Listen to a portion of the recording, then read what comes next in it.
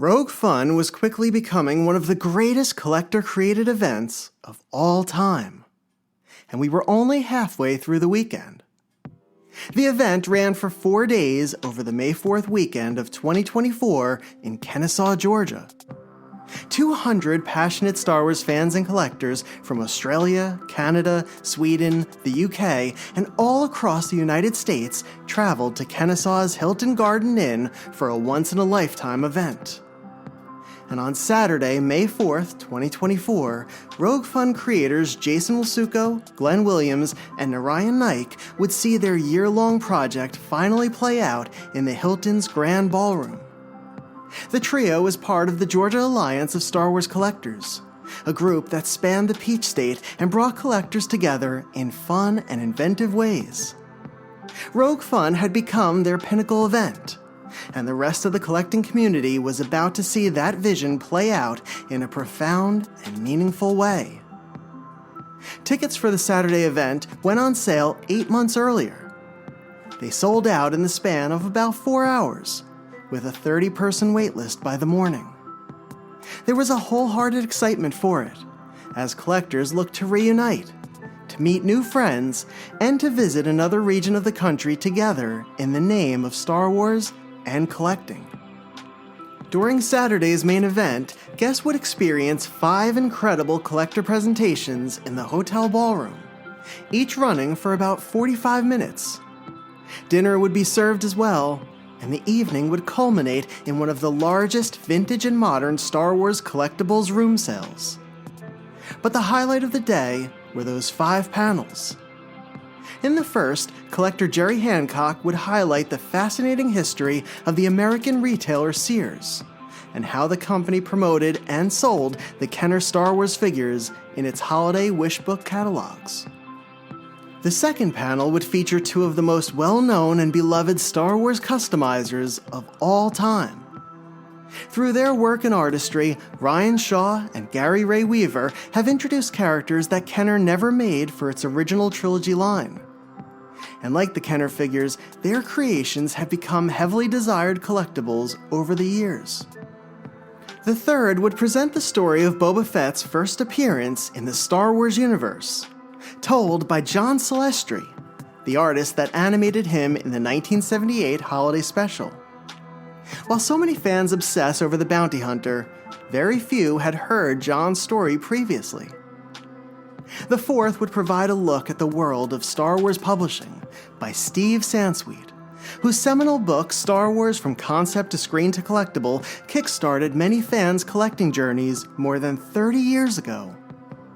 And that panel was bookended by how Rich Alott and Paul Harrison helped write and publish the new standard of Star Wars resources, 2021's The Vintage Collection Archive Edition. The panel portion of the event wrapped up in a very special way, with an hour-long chat between 2 former Kenner designers, Howard Bollinger and Tim Effler. In addition to telling some wildly funny stories about their time at Kenner, they also shared some amazing insight into how they developed some of the most iconic Star Wars figures, vehicles, and playsets. This is a look back at Saturday's main event, at the 2024 Rogue Fun weekend. This is everything a Star Wars fan would ever want in a collector's trip. This is why you need to be in Kennesaw for the next Rogue Fun. And this is Star Wars, Prototypes and Production.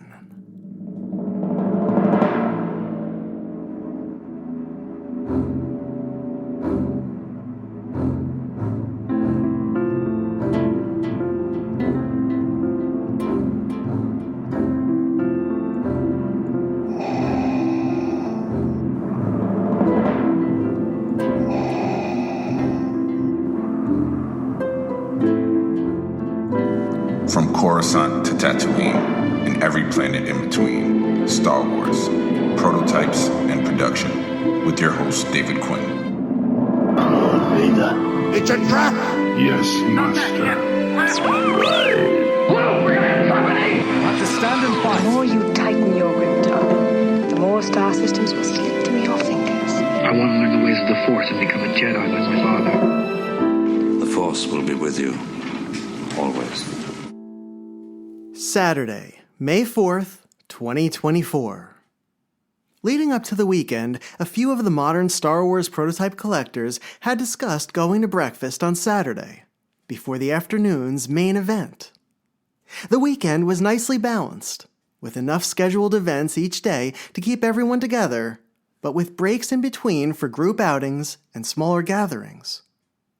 Outside of the Star Wars Celebration conventions, there were very few opportunities for the modern prototype collectors to meet up. We were scattered across the country, and there were many more like us who lived in other areas of the world. So the fact that a number of us were in the same location for Rogue Fun was something we didn't take for granted, and we made the most of that time by sharing a meal together. However, it's safe to say that after a late night of hanging out in the hotel's lobby after an impromptu room sales event, we kept our plans for the morning pretty loose. They ultimately depended on how long each of us stayed up, what time we went to bed, and what time we finally woke up. I got out of bed a little after 8 o'clock. After cleaning up my room and putting away some of the swag and clothes from the night before, I messaged the guys to establish a time and a location to meet. All right, it's 9:40, and I got a good sleep last night. I'm just jumping in the shower, and I'm heading out now to go to brunch with a few of the collectors. I think we're going to a place, I think it's called First Watch. It's right around here, so still working on getting my voice back after last night, but man, what a fun night. And okay, here we go.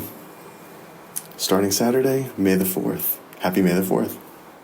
Brandon Vise and Don Henderson were waiting for me in the lobby.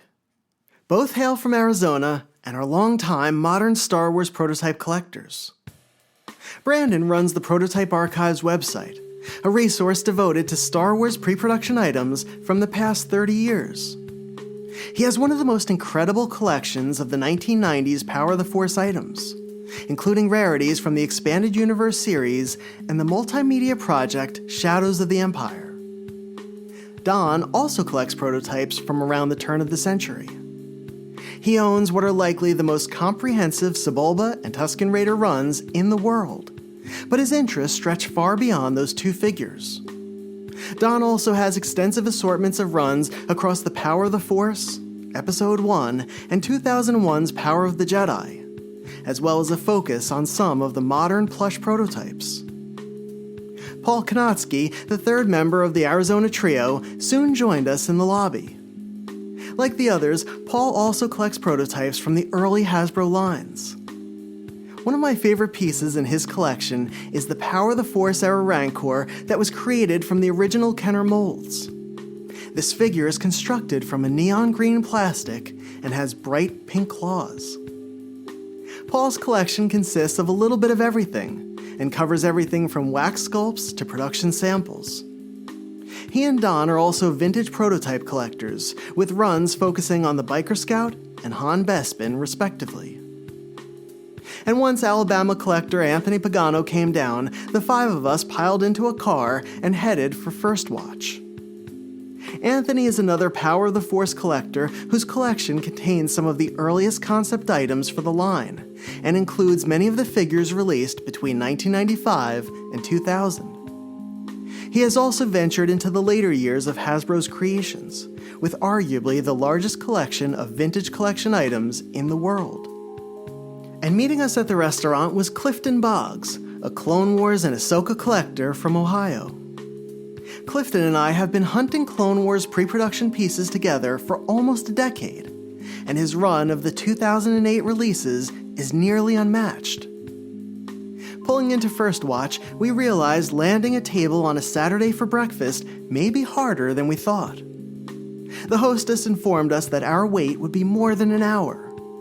So we messaged Clifton and told him to meet us at Morning Shift, another brunch spot a few miles away.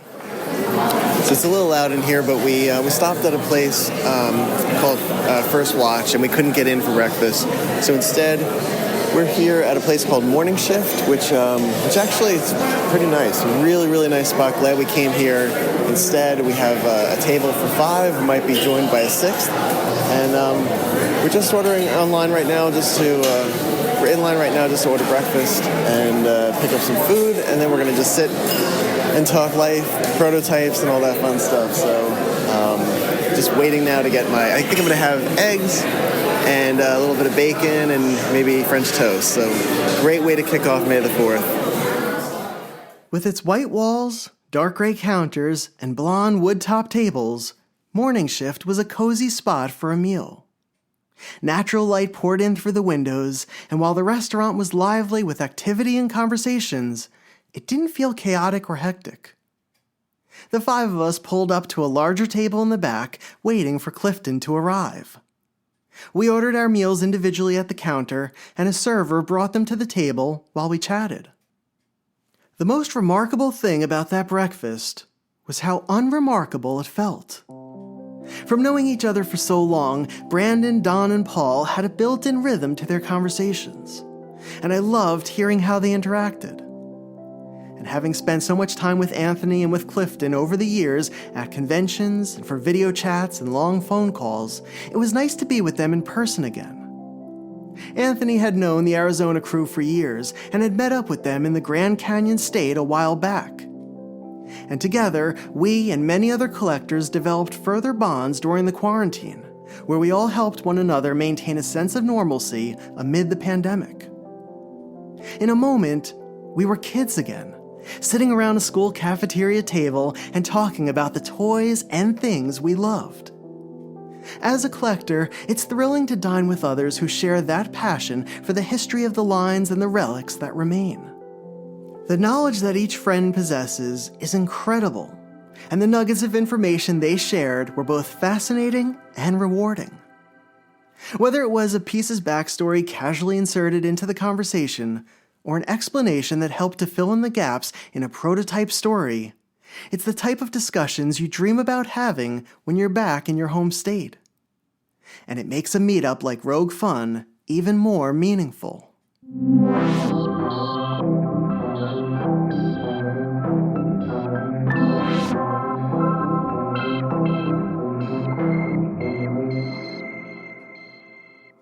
After breakfast, we headed back to the hotel to hang out with the other collectors in the hours before the main event began. Walking through the Hilton's entrance, something had changed. More familiar faces had gathered in the lobby. The excitement was palpable, and the feel of the moment had shifted to the official start of a very memorable May the 4th. Artist and Georgia Club member Fernando Cota had transformed the conference room off the lobby into a showcase for a massive diorama he created. In the center of the room was a recreation of the beach planet Scarif from the climax of the 2016 movie Rogue One. Standing among the beach planet layout was the gray tower that Jyn Erso, K2SO, and Cassian Andor used to transmit the Death Star plans back to the Rebels. It resembled a skyscraper with panels that looked like folded wings at the sides of its lower half. And it sat on a spoke and hub-shaped base with hydraulic tubes that fed into the water surrounding it. On the top of the tower was a radar dish whose tip almost touched the conference room ceiling. Fernando added movement to the scene as X-Wing fighter ships magically hovered, hanging from fishing lines attached to a PVC pipe frame overhead. And the X-Wings battled the sleek Imperial TIE Strikers that circled the tower. On the ground below, monstrous AT-ACT vehicles trudged through the sand and the ocean. On the right side of the tower, Baze Malbus, Bodhi Rook, and Chirrut Imwe fought off a squad of Death Troopers as they infiltrated an Imperial bunker. To the left of the tower, the rest of the Rogue One crew surrounded another bunker, facing off against shore troopers, Imperial commanders, and stormtroopers. The diorama was created for the 3 3/4-inch figure scale. Palm trees decorated much of the landscape. The scene continued on another section in front of the conference room's fireplace, with AT-ACTs looming over a beach skirmish as more ships hovered overhead. I spent a while in the conference room, taking in the colorful recreation of one of my favorite Star Wars stories. Fernando gave me a personal tour of the display, pointing out small but inventive details that heighten the diorama's accuracy and design. The scene, nicely complementing the Rogue One theme of the weekend, was another thoughtful addition that appealed to both collectors and Star Wars fans. And to see someone obviously inspired by the films share his work at the Saturday event made the time leading up to it even more exciting. In 2025, to celebrate May the 4th, a Target retail store in Georgia displayed Fernando's Rogue One diorama in its largest aisle. Seeing it in person was something special, and added to the anticipation of Rogue Fun's main event. But I'm happy to know that Fernando's work lives on, and that others have been able to experience it firsthand in a completely different location.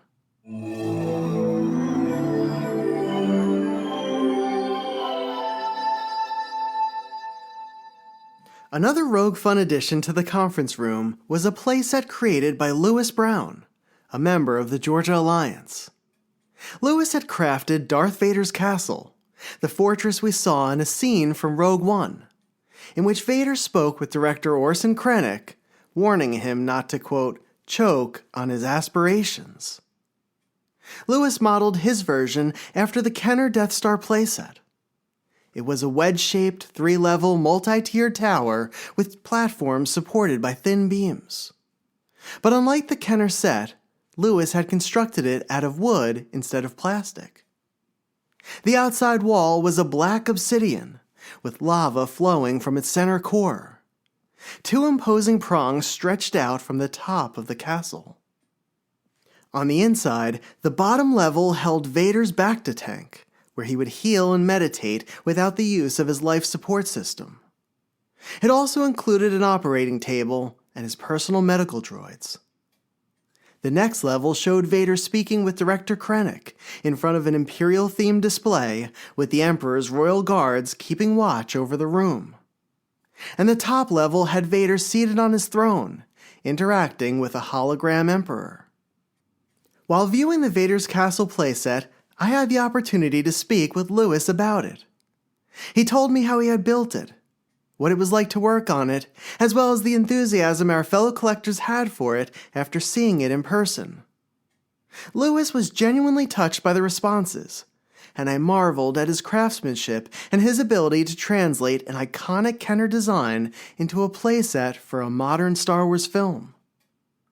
Here's Lewis to share a little more on his playset, as well as what the event was like for him.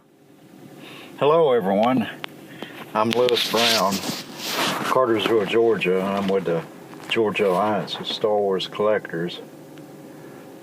I was lucky enough to be asked to be part of the setting up the Georgia Alliance Star Wars Collectors Rogue Fun event. I got to help set up on Friday and Saturday morning for the big event. I got to help make all the details just perfect the way Jason likes it. And I got to help, I believe his name was Mark, with helping his sound set up, which I learned a lot. It was just an awesome experience. And also February that year, I started working on a project at home. It was Darth Vader's castle, and I finished it and I sent pictures to Jason to show it, and he asked me if I'd want to display it at the Rogue Fun event, and I said yes I would. And that was one of my moments that I really enjoyed, seeing people look at my playset. The event was an awesome experience for me. I've never been to no Star Wars celebration, and I figured it was the closest thing that I guess I could say that I've ever came to one.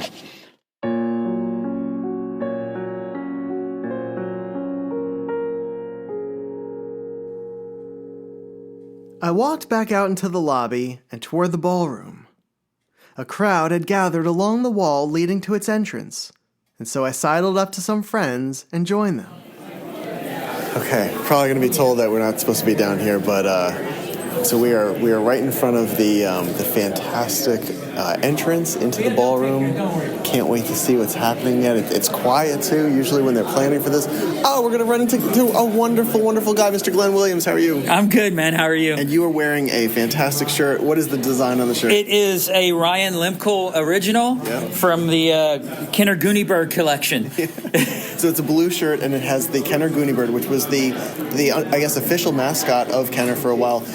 Just plastered all over it. So yes. Very cool ways. Yeah. So we're looking at about 15 minutes before doors open and everybody comes in. How do you feel? I'll be better when I'm sitting in front of a microphone, but I'm good. Okay. I'm not as busy as Jason Wisoko, but I'm still busy. Okay. And they told you about the flooding that was happening, not flooding, but just like the minor damage that was happening up at the front of the... Gosh, no. I know you're messing with me, and I'm trying to come up with a good, oh my God, I can't believe there's flooding. How dare they be that happening? No. Oh, no, the horror, the humanity. There it is. That's what I was looking for. That's it. Okay, we'll go with that. Yeah, so we're all set and ready. Yeah, it's like I'm getting my second or third wind right now, so it's good. It's good. Did you get to sleep last night? Yeah, about 1:30. Okay. When I was up at 7. Good. To be back here by 8. That sounds like a nightmare. Yes. But I tell you what, it was crazy. I'm driving home after seeing all the prototypes at lobby sales, and I'm realizing I'm 20 minutes from my house. In my mind, it was just it was oh my God, we did this. You did it. Right. Yeah. And you're halfway through the weekend now, too. Yeah, and it's really flown by. I think it's been preparing for the next 20 minutes, and then the end of the night. And both our wives are just slow down and take it all in. And I'm trying. You even were slow down and take it in, and I'm trying, and it's just talk to every person you can. Just kind of keep touching the ground, so that you keep just grounding yourself, knowing that you're hearing everything, and everything's going to take care of itself. You guys put all the work in, did all the planning. It's all ready to go. People are really excited. I mean, again, think about this: the people that are standing out there, our peers who are established collectors, people who have brought information into the hobby, people who are so utterly passionate about this stuff. They're all here because you guys put this thing together. Right. So I love that. Yeah, it's mind blowing when you think about it that way. Favorite moments so far of the weekend? A personal, just kind of little moment. Little moment was the first time I walked in that room when it was dressed. Now, you were somebody who tends to get emotional. You wear your heart on your sleeve. I love that about you. Yes. Did that It happen? was close. Okay. It was close. I think if we weren't, it's bad stress, but there's so much, you walk in there and you're trying to take it all in. Yeah. And then there's I need you to do this. Yep. I'm not blaming them. No, of course, but that happens because you're still in a rhythm, and then you go from starting to get emotionally, emotional about it, just starting to get emotional, to I gotta keep going. So right, exactly. And you kind of put it off, right? You bookmark it, and you say, okay, I got that. Yeah. So when you see that room dressed, it's amazing looking. I have to tell you, when we did the annual in 2022, we walked in and Mark did a phenomenal job with the production on it. I walked in and I got choked up just from looking at it because it was again, our friends did all this. Right. Yeah, and it's been a fun trip, and learning how to not that Mark is the ultimate professional, but you get in that professional mode, so it's learning to work with the professional Mark. Yeah. So it's a totally different. Professional Mark is fun. Yeah, but he did a hell of a job. He does. It's amazing work. I can't wait to see it because I know I was thoroughly impressed for the annual, and that was now 2 years ago. So I can't wait to see what he's done here. So. Right.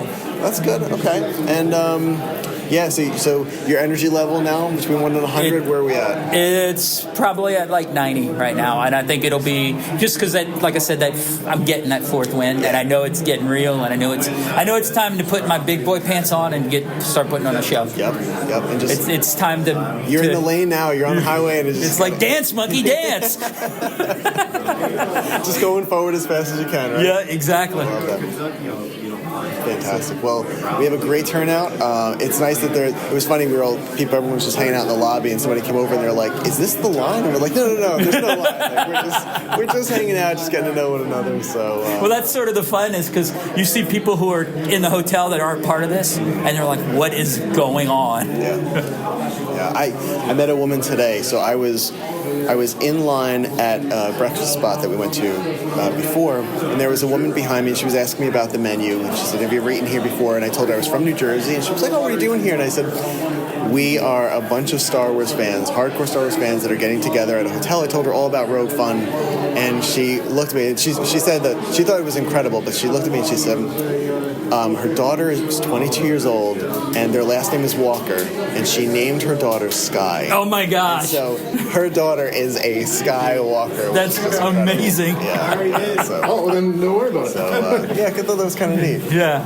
Well, So yeah, I know it's time to put on a show. So I mean, being a musician and being used to being on that pressure where you got to turn it on. So I'm in that production mode, you know. and it's time. Yeah, and it's it's time. nice too that you have that. Again, you have that experience, so that you're not really feeling the jitters and all of that. You know what happens kind of before the show starts. You're ready for it, and yeah, it should be good. Right. So how is this going to start then? What's the what are we looking at here? The lights are going to dim, and then we're going to have explosions. And Okay. Oh, cool. Okay, Yeah. so we have all the pyrotechnics. Did you ever see that Great White video? Yes. It's going to be like that. Oh, perfect. Yes. Okay. And for anyone who doesn't know Great White, well, we'll say Def Leppard too. But yeah, okay. That's two fantastic 80s references that nobody knows anymore. Yes. Sure. Yeah, no, pyrotechnics and everything. So, Okay. yeah, we got a special intro, and then we'll go from there. Okay. Yeah. Perfect special intro. And then right from the special intro, what's the first? The first panel is going to be Santa shopped here, so it'll be the Sears focused panel. So Bye. Key Addy Jerry. Yes, Jerry. Well, what's funny is he's known by Jerry, like his normal name, but like everybody knows him, like his close friends know him as Randy. So, but yes, his name's Jerry Hancock, and I get lost. So many. But my wife, my wife and his wife were talking, and his wife kept going Randy, and my wife's like, who the heck's Randy? And then she put it together. Oh, Addy Randy. Yeah. Okay, so he's going to kick off the first panel. How long does that go for? About 45 minutes. Yeah, all the panels are about 45 minutes. Okay. And you have like vegetables and eggs in there that we can throw at Yes, them? Okay. totally. Perfect. You can grab the barbecue at dinner time, throw it at them. Even Yeah. nicer. Okay. Yeah. If you haven't smelled it, like we've been smelling it for like 2 days. The whole lobby. Every time I walk in, I'm like, oh my gosh, it smells so good. It smells either like pizza or barbecue at times. Yeah, but not like that like overwhelming stuff. But it's just a really nice one. So. Yeah. Okay, good. And then what time are we having dinner? I think 5:30. Okay. Is there any way we can move that up to say 1:45? Sure, let's go. I got some nuggets that have been sitting there for an hour if you're hungry. Awesome. Okay, well, I don't want to keep you because I know the big moment's about to start now. If you were going to talk to somebody about who was maybe looking at coming to an event like this, just now that you're standing in this hallway and it's about to start, what would you say to them? Like if they were right here and they were like, "Hey, can I be a part of this?" I would say, come on, come do it. You got to step forward and come in and you got to start somewhere. And this is a heck of a place to do it. When you have basically the who's who in the community, in the hobby is in one place. And it just, there's not many opportunities like this. It's only maybe once or twice a year. Yeah. And it's an amazing And some experience. of them sometimes are private events too. So this one was open to everybody from all the different groups and stuff. And if you were on Facebook and people knew you could sign up for a ticket. So Right. Yeah. Okay. So like you said, it's a public event. It's a lot easier to get into than some of the private ones. And Yes, please. it's Swag King to Ryan. Are you ready for this? We'll be fine. He's too busy handing out swag. Yeah. All right, He's been going at it since 8 o'clock this morning doing doubt swag. it. He is a machine. Right. I'm going to go run this poster up to my room. So the poster's beautiful. So Yes. it's the Rogue One poster, but instead of the Death Star, so you see Jin and Cassian and K2 and the whole team running across the beach, through the water, and stormtroopers are shooting at them. And then you have, instead of the Death Star, you have the Death Star looks like a peach. Right, that's really the Peach cool. Star. That's our logo. We've been running with that for like 7 years. Because this is the Peach State. Yes. And it says Rogue Fun, a GASWC weekend. Yeah. So, all right, I look forward to being a part of it. I'm going to go around this upstairs now. I wish you all the best. Thank you, David.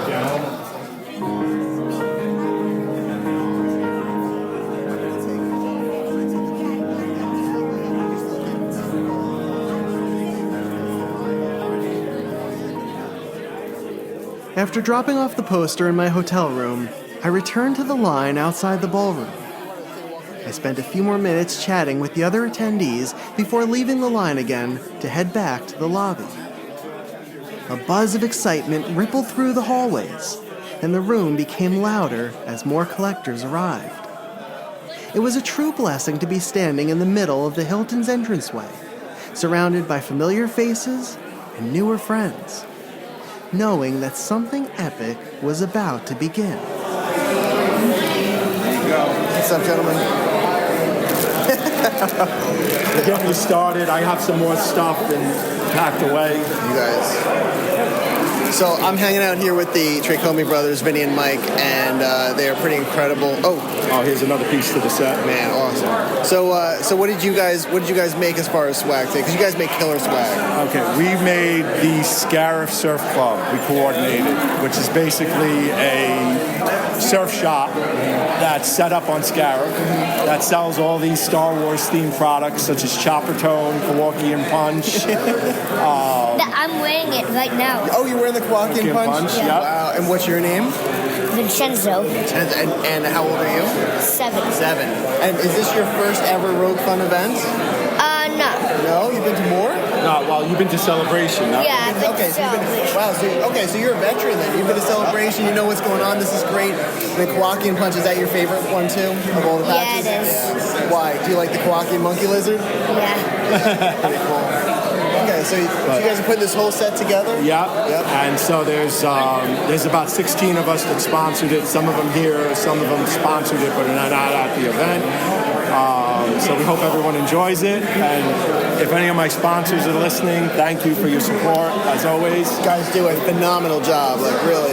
It's always top-notch stuff. I love seeing what you guys come up with and produce, and so... All right. And make sure you find me later, because there's a special Ahsoka piece that hasn't been revealed yet. I will definitely find you later. In the bag, buried in my knapsack. I'm thinking of a patch that I could get my idea for one right now, but it's for the Japan one, though. Are you going to make them as well, too? Yeah, he's planning on making cards for the swag for the Japan one. Maybe, Pokemon cards. All right. Okay. Awesome. That's a little hot tip for Japan. Yeah. I don't have to put that in if you don't want to. No, but thank you, guys. Thank you. That's really cool. And I like the glasses, too.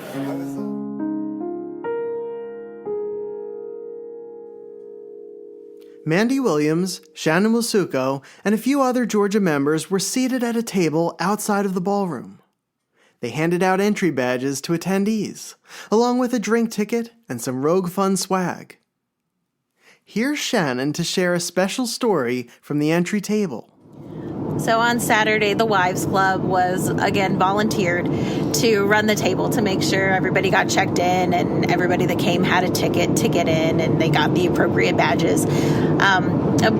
Midway through the day, we had somebody come in kind of off the streets. He had seen a post on Narayan's page mentioning the event and had dropped his son off with his wife and decided he had some time to kill and wanted to check it out and see what it was about. And he was really bummed to arrive and find out that it was a sold-out event and we didn't have any spare tickets. But as people around him heard what was going on, they started scrambling and reached out to some people who had purchased tickets but were no longer able to attend the event. And he was able to get one of those tickets and get a seat at the table and participate in everything we had going on, and ran into him and he was just so grateful and thought it was so cool. He hadn't realized the depth of the club and what great things that we do, and that he really loved the event and the presenters and just the feeling of community that he hadn't realized was right here in his backyard in Georgia. Yeah, we're not exactly sure who that is, so there's a mystery person out there, and I hope they had fun at Rogue Fun because it's a great story.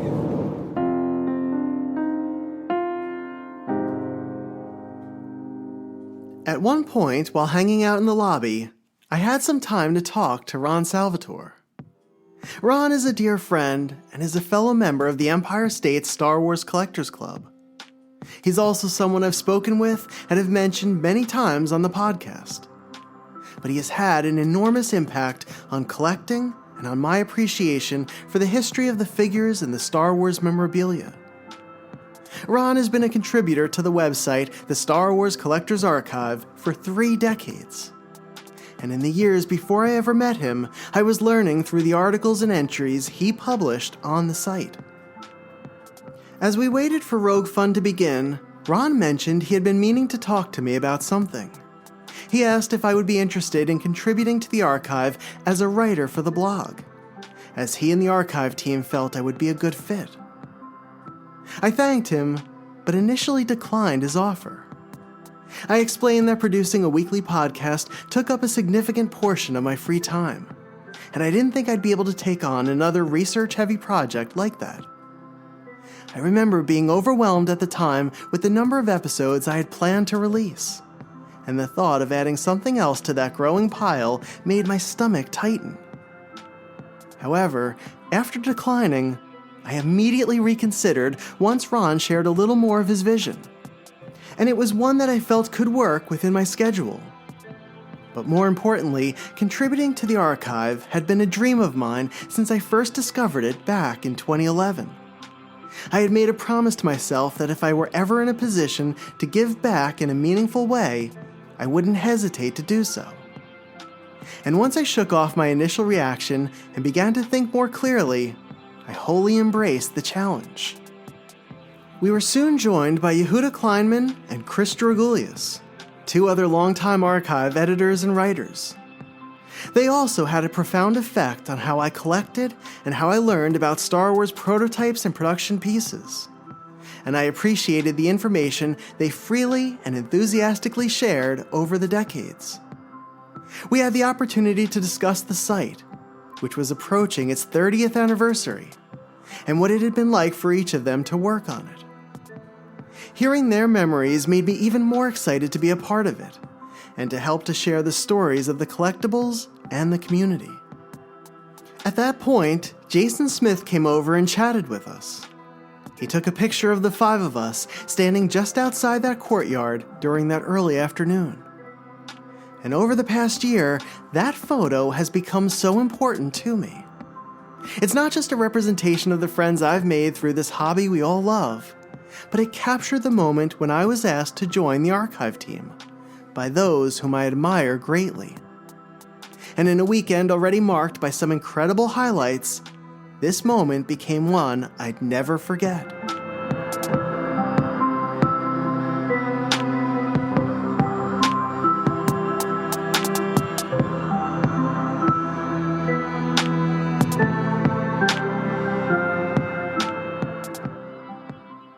While we're waiting for Rogue Fun to begin, let's check in with Glenn and Narayan to see what's happening behind the scenes.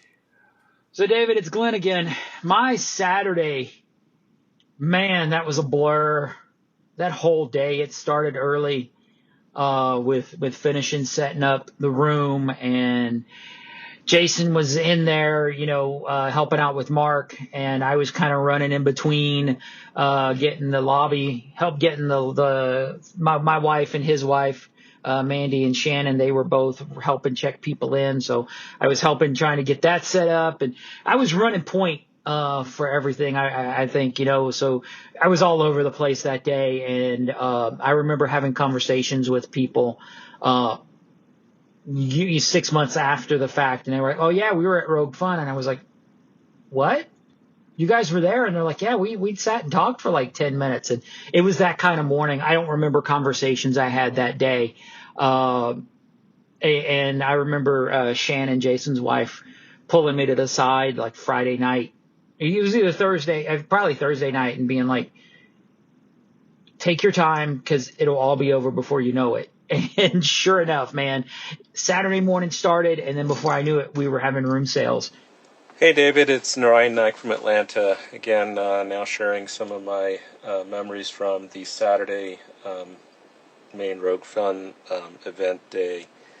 I remember not getting much sleep the night before because the mixer ran pretty late, and I think maybe I had just maybe 2 or 3 hours of sleep before I got up the next morning and came in early to help set up. And my main job was to make sure to get the lunch boxes and the swag items ready for all the the presenters and, of course, all the attendees.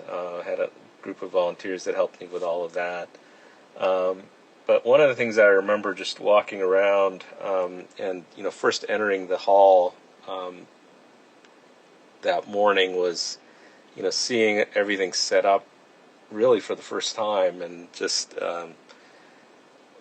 amazed to see, the lighting and all the banners that were up, all the different kind of displays. We had the Cantina display and the Camtono project, as well as our raffle items.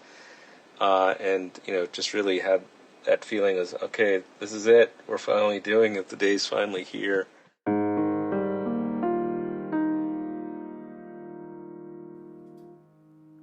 The event was supposed to begin at 1:30, but setup took a little longer than expected. However, nobody seemed to mind. The line to enter the room swelled as more and more people joined it. And everyone was so involved in catching up with those around them that the minutes flew quickly. In fact, when Jason and the guys finally opened the doors, I don't think anyone even noticed the delay. The ballroom was a blend of beiges and grays. Chandeliers hung from 3 points in the ceiling. Each sat in the center of an ornate cylindrical carving, with recessed lighting adding to the aesthetic. A nook on the side of the right wall had an area for water and drinks. Against the back wall was a display featuring many Kenner and Hasbro Cantina items, like a life-size Walrusman head, the original Kenner Sears exclusive Cantina Adventure set, the Power of the Force 2 3-pack, and Black Series boxed figures. Greedo, Hammerhead, Walrusman, and Snaggletooth were all represented, along with Dr. Evison and some of the other Cantina patrons. The display was arranged to coincide with the expected May 4th announcement of the next HasLab project, which had leaked only weeks earlier and was destined to be the modular Cantina playset. However, Hasbro postponed the announcement, leaving us with an amazing collection of the characters and figures we love showcased in the ballroom. On a table toward the back of the room was another display. It was an area in which attendees could submit the swag they created to commemorate the event. And our fellow collectors had the chance to vote on their favorites of the weekend. And the 3 winners receiving the most votes would be announced toward the end of the evening. On the left wall was a very special table. It also featured attendee-created designs for an auction that would run during the main event. And its proceeds would go to a truly meaningful cause. Here's Jason to give us a little more insight into what the Georgia crew dubbed the Camtono Project. The Camtono Project was a silent auction we held during Rogue Fun to help raise funds for CHOA, or Children's Healthcare of Atlanta, and Rancho Obi-Wan. Since Steve came to Rogue Fun, we thought it would be a good idea to split the funds between these 2 organizations. And in the same spirit of what Rancho Obi-Wan has done in the past, where they've given artists either a helmet or a Death Star canvas and told the artists to be artistic with it, go do what you can, and we'll auction off the item in the end. And the collecting track has done something similar with Darth Vader carrying cases. We decided to do the same thing with Camtonos.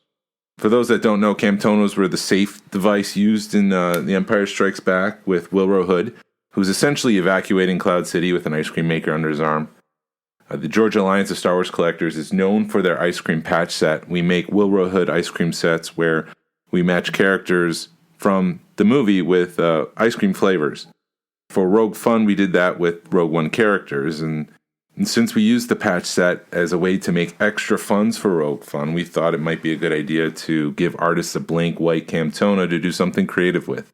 We ordered pint cups, and we asked Gary Weaver to make tops to them so they look like ice cream makers. And then from there, we sent the blanks to the artists and asked them to go wild, do your thing.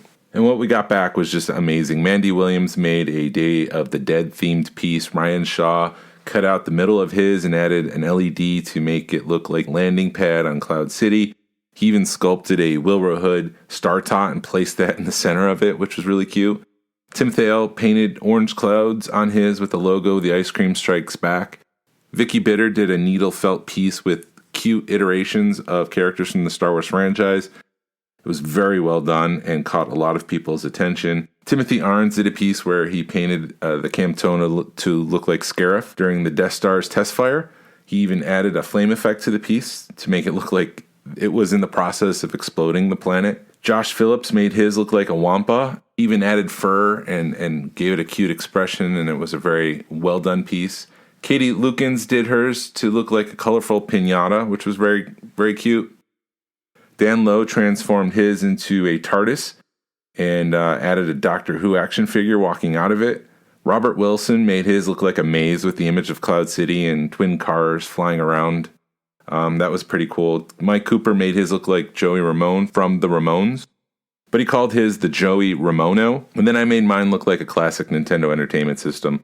I even 3D printed a removable game called Wilrow's Great Escape, and that could be removed from the system if you wanted to add that in or put it on the side. And I cut up a old, unused, dead controller from the Nintendo and glued that to it, so it made it look like it was an actual Nintendo system. I think the auction was pretty successful. I always love seeing people's creativity, and this just highlighted several people's creativity and what they're capable of doing. And it was an amazing auction. And we're very thankful to everybody who participated, and we hope to do something for the next event as well.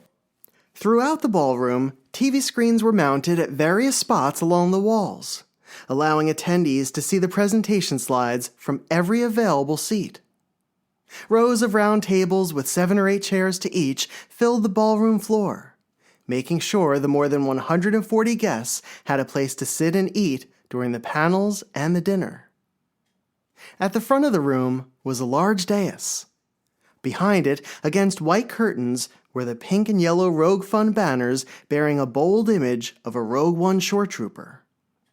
Purple lighting matching the banner's darker hues shone against the curtains, and bright pink lights complementing the banner's borders illuminated the front of the dais.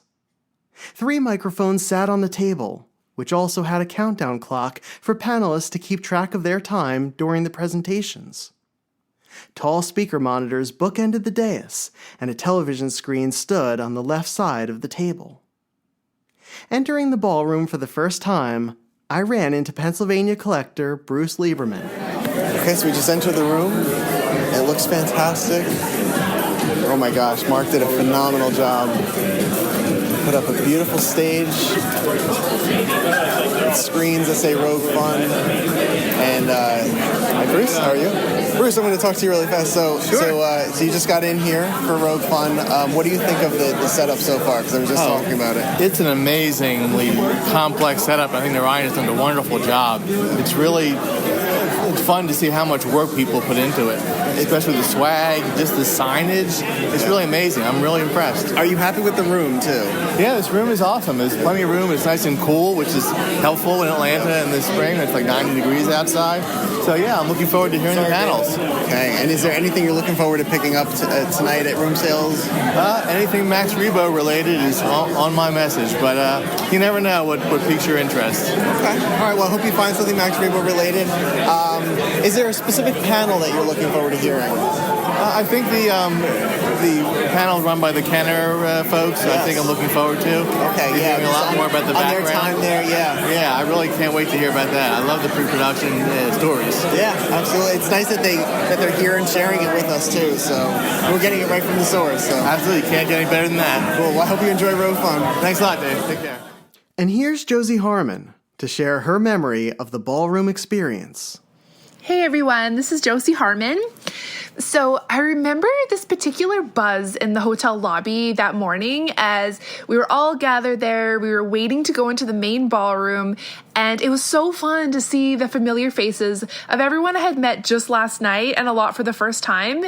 And it really felt like most of us were old friends now, and we were about to start the day together. I was quite amazed, almost stunned really, when we walked into the ballroom and we took our seats for the day's events. It honestly felt like walking into a wedding, but about 1,000 times better because it was all decorated with Star Wars items. There was a swag table and you could see the auction items, the handmade Camtonos, which were all brilliant. I remember I got a seat sort of near the front because panels are always a favorite part of a convention, and I was really stoked for these. Mark Rusciano produced the live event through his company, M. Rouge. He had kindly allowed me to tap into the soundboard to record audio of the 5 presentations. As I connected my setup to his, I had the chance to speak to Jason right before the Rogue Fun event was about to begin. Jason, we are like a minute or two away from starting. Are you all set for this? We're a minute two from starting, but we're like 30 minutes late, so no. That's okay. That's okay.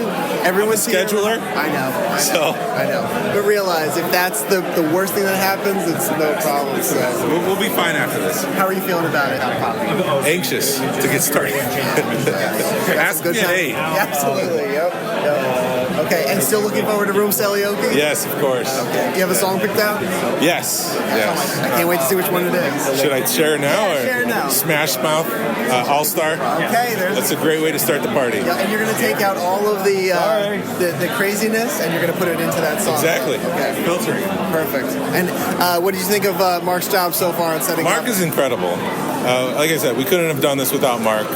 Unfortunately, standing right next to me, so I can only say good things. Yes. If he wasn't here, I would say the same. He's amazing, and he really took this up a notch beyond what we could do. And this is a legitimate affair. It looks phenomenal. Like, we haven't heard the panels yet, but it looks phenomenal. Good. So, and then I know when Mark's behind the sound too, he's doing a great job. Yeah, that'll be awesome. Okay. And I wish you all the best. Really, thank you for giving us this. Yeah, it's my pleasure. It's our pleasure. And with that, Rogue Fun's main event kicked off with a stirring video introduction, complete with music from John Williams' iconic scores and scenes from Rogue One. As it concluded, Jason stepped up to the microphone to welcome everyone. Welcome to Rogue Fun, everyone! After a year of planning, we're finally here. We're finally ready to launch this. We've got people from all over the world. We've got people from, obviously, the United States, but our friends up north in Canada. We got friends from the UK, Sweden, Australia. Before we begin, we want to unveil our participant gifts. So everybody at dinner time will be getting this item.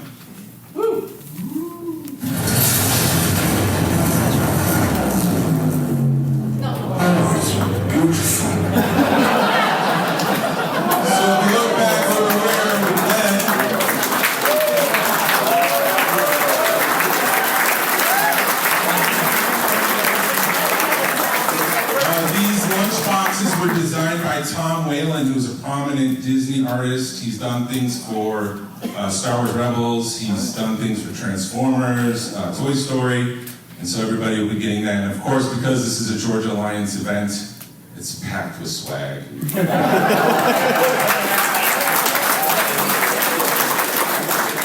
like to acknowledge our special guests who are with us today, Howard Bollinger from Kenner. John Celestri, Tim Eckler, and Steve Sansweet. A special thanks to everybody who made this happen, including our presenters, our volunteers, coordinators who helped plan this, and our diorama. If you saw that out in the library, it was done by Fernando, and there's a Darth Vader playset by Lewis, and Lewis has been helping us set this room up. He's the all-star of this, the MVP.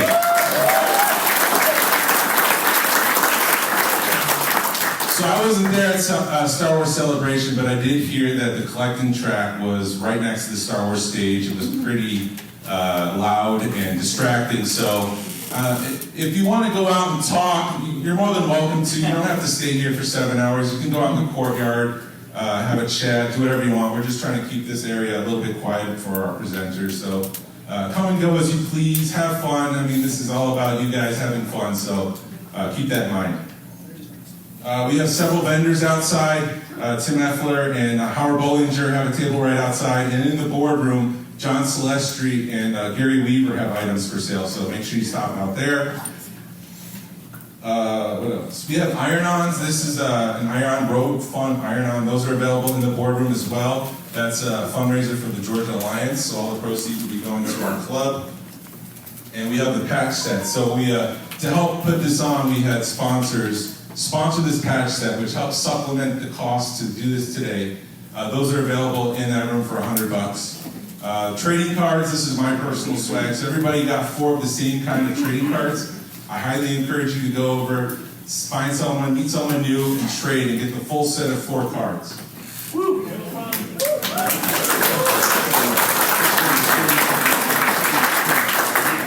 We're going to try to take a group photo at 6:45 if the weather allows, and we can get everybody out in that courtyard. So just keep that in mind, and we'll keep reminding you at 6:45. We'll try to do a group photo out there with everybody. We have a wide-angle lens, so hopefully we can get everybody on there. Dinner will be at 5:30. The bar will open at that same time. It will continue till 10 o'clock. We have this room until 11. At 11 o'clock, everything needs to be out. We have the lobby, we have the courtyard again, so we'll have room sales at 8 o'clock. We're going to have a great time today. It's going to be a blast. And finally, participant gifts, like I mentioned, will be distributed at dinner time. Woo! So with that, here's Glenn. Woo! Hi, everybody! Oh, I have a list I have to go off of, so. All right. I've got a mic, I don't have to yell. I'm sorry. I'm really freaking excited. I've been waiting for this. We've been planning this for a long time. So it's finally here, so wow, we're here. All right, so hey, Jason. Yeah. Hey, Jason, what did Yoda ride as a kid? I have no clue. What did you write? A do cycle, because there's no try. Every day, more lies. More lies. All right, so our first panel is Santa Shopped Here, Star Wars, The Golden Age of Sears Wish Book by our buddy, Jerry Hancock. Jerry is a Georgia-based Star Wars collector, educator, and historian. His collector focuses on Star Wars exclusives offered through the Sears catalog. He's also the author of Ponce City Market, The Rise and Fall and Rebirth of Atlanta's Largest Building, which originally served as the Sears Southeast Catalog Distributing Center and retail store in Atlanta. While researching on Sears and its cultural impact on the American South, he concluded interviews with dozens of former Sears employees and executives. Ladies and gentlemen, Mr. Jerry Hancock. Glenn introduced the first panel of the event, one that collectors still talk about today. It was delivered by Jerry Hancock, a longtime Star Wars collector, and it focused on the history of the retail company Sears. Titled Santa Shopped There, Star Wars and the Golden Age of the Sears Wish Book, Jerry's panel covered the impact of Richard Sears on retail, the power of mail-order catalog shopping, and how Sears partnered with Kenner and Lucasfilm to promote and sell Star Wars action figures to millions. For Star Wars fans of the 1970s and 80s, the Sears Wish Book was the place to see the latest offerings from Kenner, and was a point of inspiration for many Christmas and Hanukkah lists during the holiday season. I love that the Rogue Fun team decided to kick off the event with a presentation from a local Georgia collector. Jerry's panel was so interesting and was so informative that it set a really high bar for the rest of the day in the ballroom. And the response to it during the talk and afterwards was incredibly positive. Here's a taste of Jerry's presentation on Sears. Yeah, he came on, obviously got the license for Star Wars. We've all heard the story. The famous loneliest decision he ever made in his life was something called the Star Wars Early Bird Certificate Package in 1977. And I know that we all know sort of the story of how the Early Bird Package works, but at the same time, I don't know that everybody realizes that Kenner continues to go back and use this formula for years to come, because obviously they sold the empty box and the stage, and you didn't get the figures until the following, February or March. But once Kenner gets a working relationship with Sears, they continue to use this formula for Christmas as a means of marketing new toys that would be available until the following spring. So this formula was such a success, Kenner continued to harness the power of mail order via Sears exclusives, and of course everybody's favorite proof of purchase mail-away offers. I think Bernie Lewis was very familiar with the power of mail order and what it could do for the toy business, because we see so much of it from part of the Star Wars line, whether it's the early bird kit or everybody clipping those proof of purchase out of their cards and sending off for whatever new figure was going to be coming up. But of course, then we got, who's it going to go? There, yeah, the Star Wars Holiday Special in 1978. And Kenner made sure that they would not make that same mistake again from 1977. Of course, 1978, we got the Holiday Special November of that year, and it was a game changer, but it was also a 90-minute commercial for toys, let's be honest. So, yeah, a 90-minute television show, a lot of emphasis on the cantina, of course, and we'll see that, when we get to that 1978 Sears catalog. They, of course, ran the 30-second Kenner commercial spot during the holiday special. So, yeah, it sort of did end up being very much what Lewis had been trying to do all along, was using television to sort of market these toys to promote the movie. During Jerry's panel, there was a technical issue that temporarily derailed the event. I'll let Jason and Glenn fill you in on what happened and how they turned it into something positive. So, David, it's Glenn again. The biggest thing, I think, on Saturday was we had a glitch, and I don't think anybody noticed it. One of the video cards died, and Roosh, he amazingly had another video card with him, so he was able to get it up and running pretty quickly. But everybody, we had the whole day just kind of, we had it timed pretty good, and we had a bunch of events that the schedule went up in the air was thrown out within the first half hour of the event, because we got started late and we had time to get caught up, or time to catch up. So the schedule was out the door within 30 minutes of the start of the event. An auction that we had, everything was like meticulously put together. And when this video card blew up, I was just handed the microphone and was told go, and I just had to start auctioning stuff off. And I just remember, I'm very loud to begin with, but I just remember Mark yelling at me going, "Don't yell in the microphone." And I'm yelling in the microphone. He's like, "Dude, you're good. We can hear you without yelling." And it just, thankfully within probably 10 or 15 minutes, Mark had everything up and running. And poor Jerry, who was giving his speech, his presentation, was like, "Guys, we were like, dude, just go. He's like, "I kind of need my PowerPoint," because he was going off of that. Hi, this is Jason Wasulko, and I wanted to share a memory from Rogue Fun. So we had spent a year putting this thing together, getting presenters, decorating, getting decorations, and then we spent 2 days decorating and getting everything ready, and then we launched the event, and then Jerry comes up to present his wish book panel, and within 10 minutes of him starting, all the screens in the room went black. And there was a second of panic, but this is why you hire Mark Rusciano. The guy's a professional. It's not his first rodeo, and he knows exactly what to do. And as he was trying to figure out why the screens went black, we just had to fill things in. So we told Jerry, keep going. So Jerry did his best. He was able to talk to the one slide that could have been up. It wasn't. But he talked to it for about another 10 minutes, and then he got to the point where he's like, "Guys, I need the slide. I can't go any further without, having something behind me to illustrate what I'm talking about." And that's when Glenn and Narayan stepped in, and they started doing the auction. And people thought that this was just part of the program, that the auction was supposed to be there because of how seamless it felt. And no, it was just buying time for Mark to figure out what was going on. And meanwhile, Mark realized that the house power, the power of the hotel, had the electricity, had fried his video card.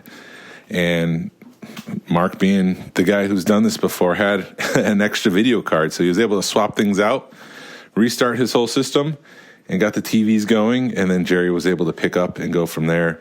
And once we had the TVs on, the auction ended, and Jerry continued on. But, that's just, everybody there just, they did their best. And I think it showed, because people didn't realize what was happening behind the scenes. Mark, is an incredible event producer. Jerry is an incredible presenter. If it was me up on stage and my my presentation got cut from power, and then we're doing an auction in the middle of your panel, it would have thrown me off. Jerry was able to pick up the pieces and go as if nothing was wrong. And then Narayan and Glenn, they just showmen. They were able to step in and do the auction and make it seem like it was a professional affair. And I'm very proud of them, and I really appreciated everybody's effort in putting this thing on. And here's Jerry to share what it was like to present a Star Wars panel to his peers, as well as to some of his heroes. Hi, David. It's Jerry Hancock again. Being a presenter, it was a really special day for me. Definitely the highlight of my collecting life, I think. I'd never done any sort of panel, and to be a part of something like Rogue Fun was really special for me. Started off the day, went and picked up my buddy Ryan Shaw over at his brother's house, and we went and grabbed beer and got everything iced down in preparation for Saturday's events. Made it back to the hotel, met up with our buddy Gary Ray Weaver, and went to brunch over near the hotel. It was an incredible meal, just sort of sitting around, talking about anticipation of the event, and I think we were all feeling a little nervous about the whole thing, a little intimidated.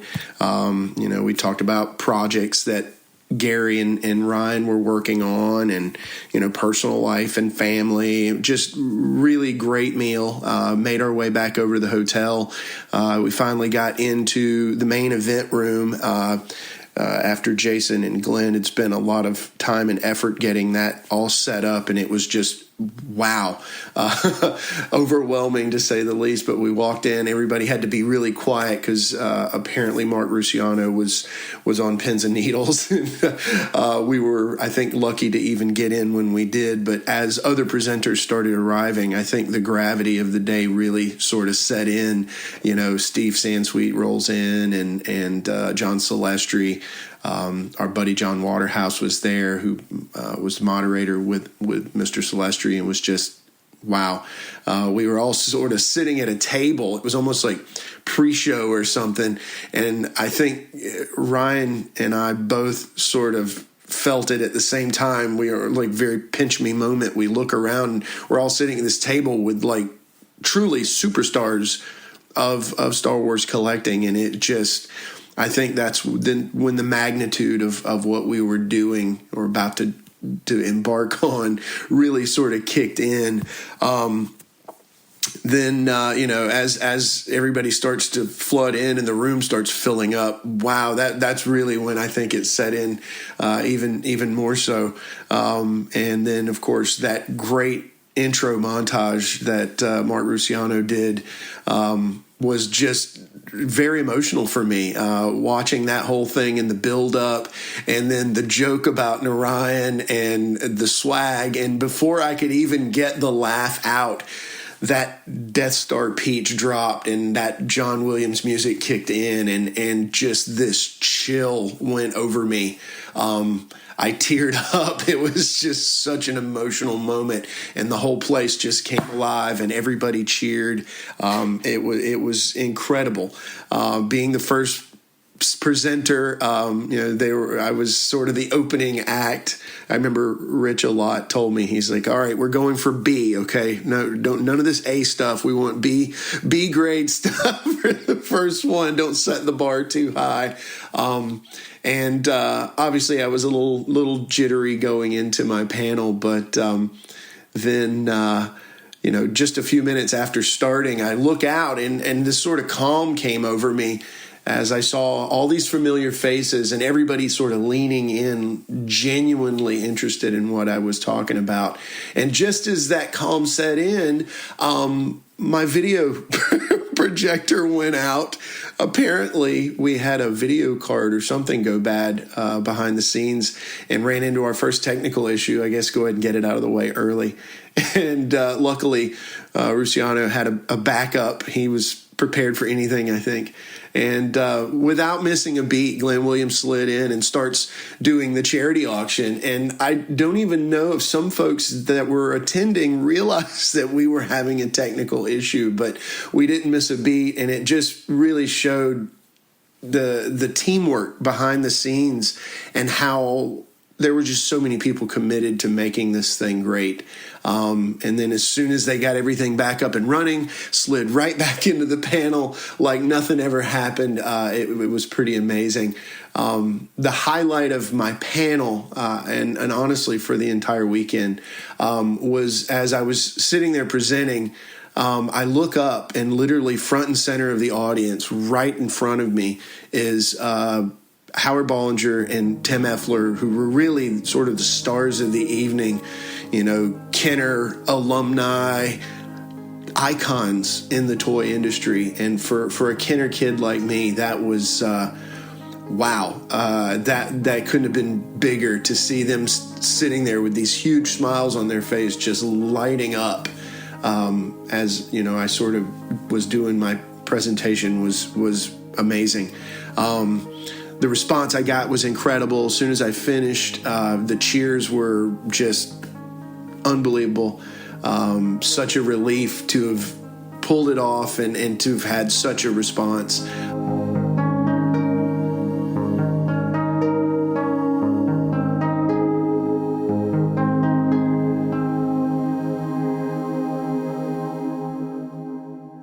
The second panel was titled Customizing the Galaxy with Ryan Shaw and Gary Ray Weaver.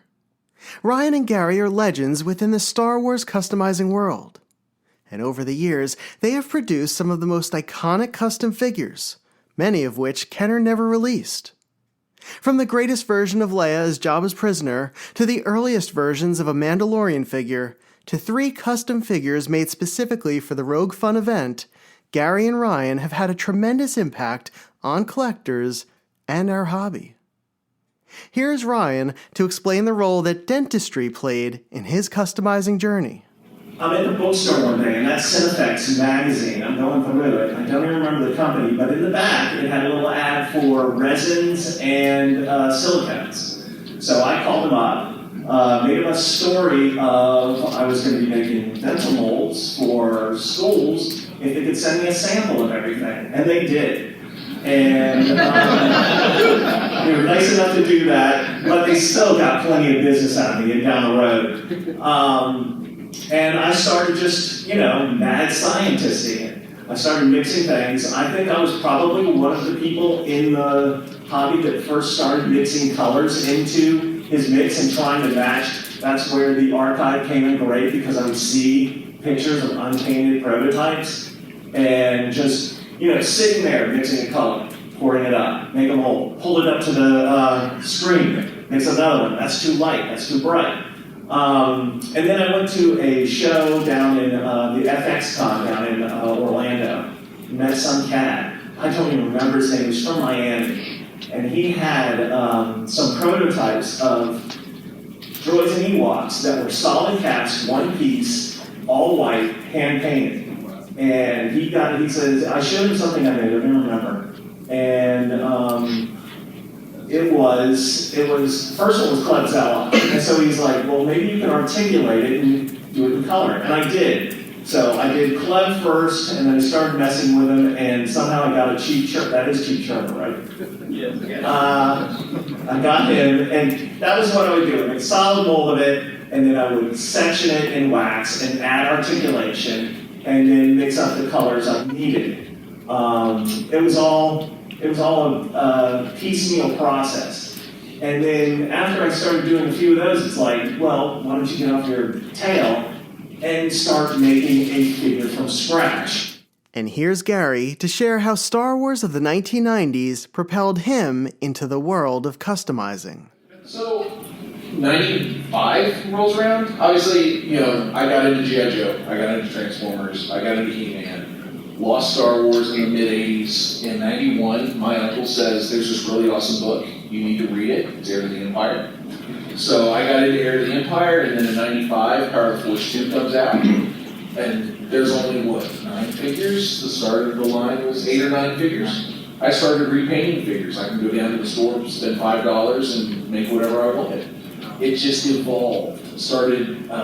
I ended up getting a card back that was not heat sealed. It popped off the card, except that one little upper corner under the Force and Power of the Force. And I used that card back as a master, going to Kinko's in the middle of the night when they didn't bust you for using the copiers and they copyrighted stuff, and was cutting out Star Wars Insider magazines for the pictures, scaling up, scaling down, had to track down the right font for the name, for the pills on the bottom below the characters, and just started having fun with it. Taking certain figures to conventions for autographs with actors because they'd have a figure but they wouldn't have anything really special. So I would do stuff like that.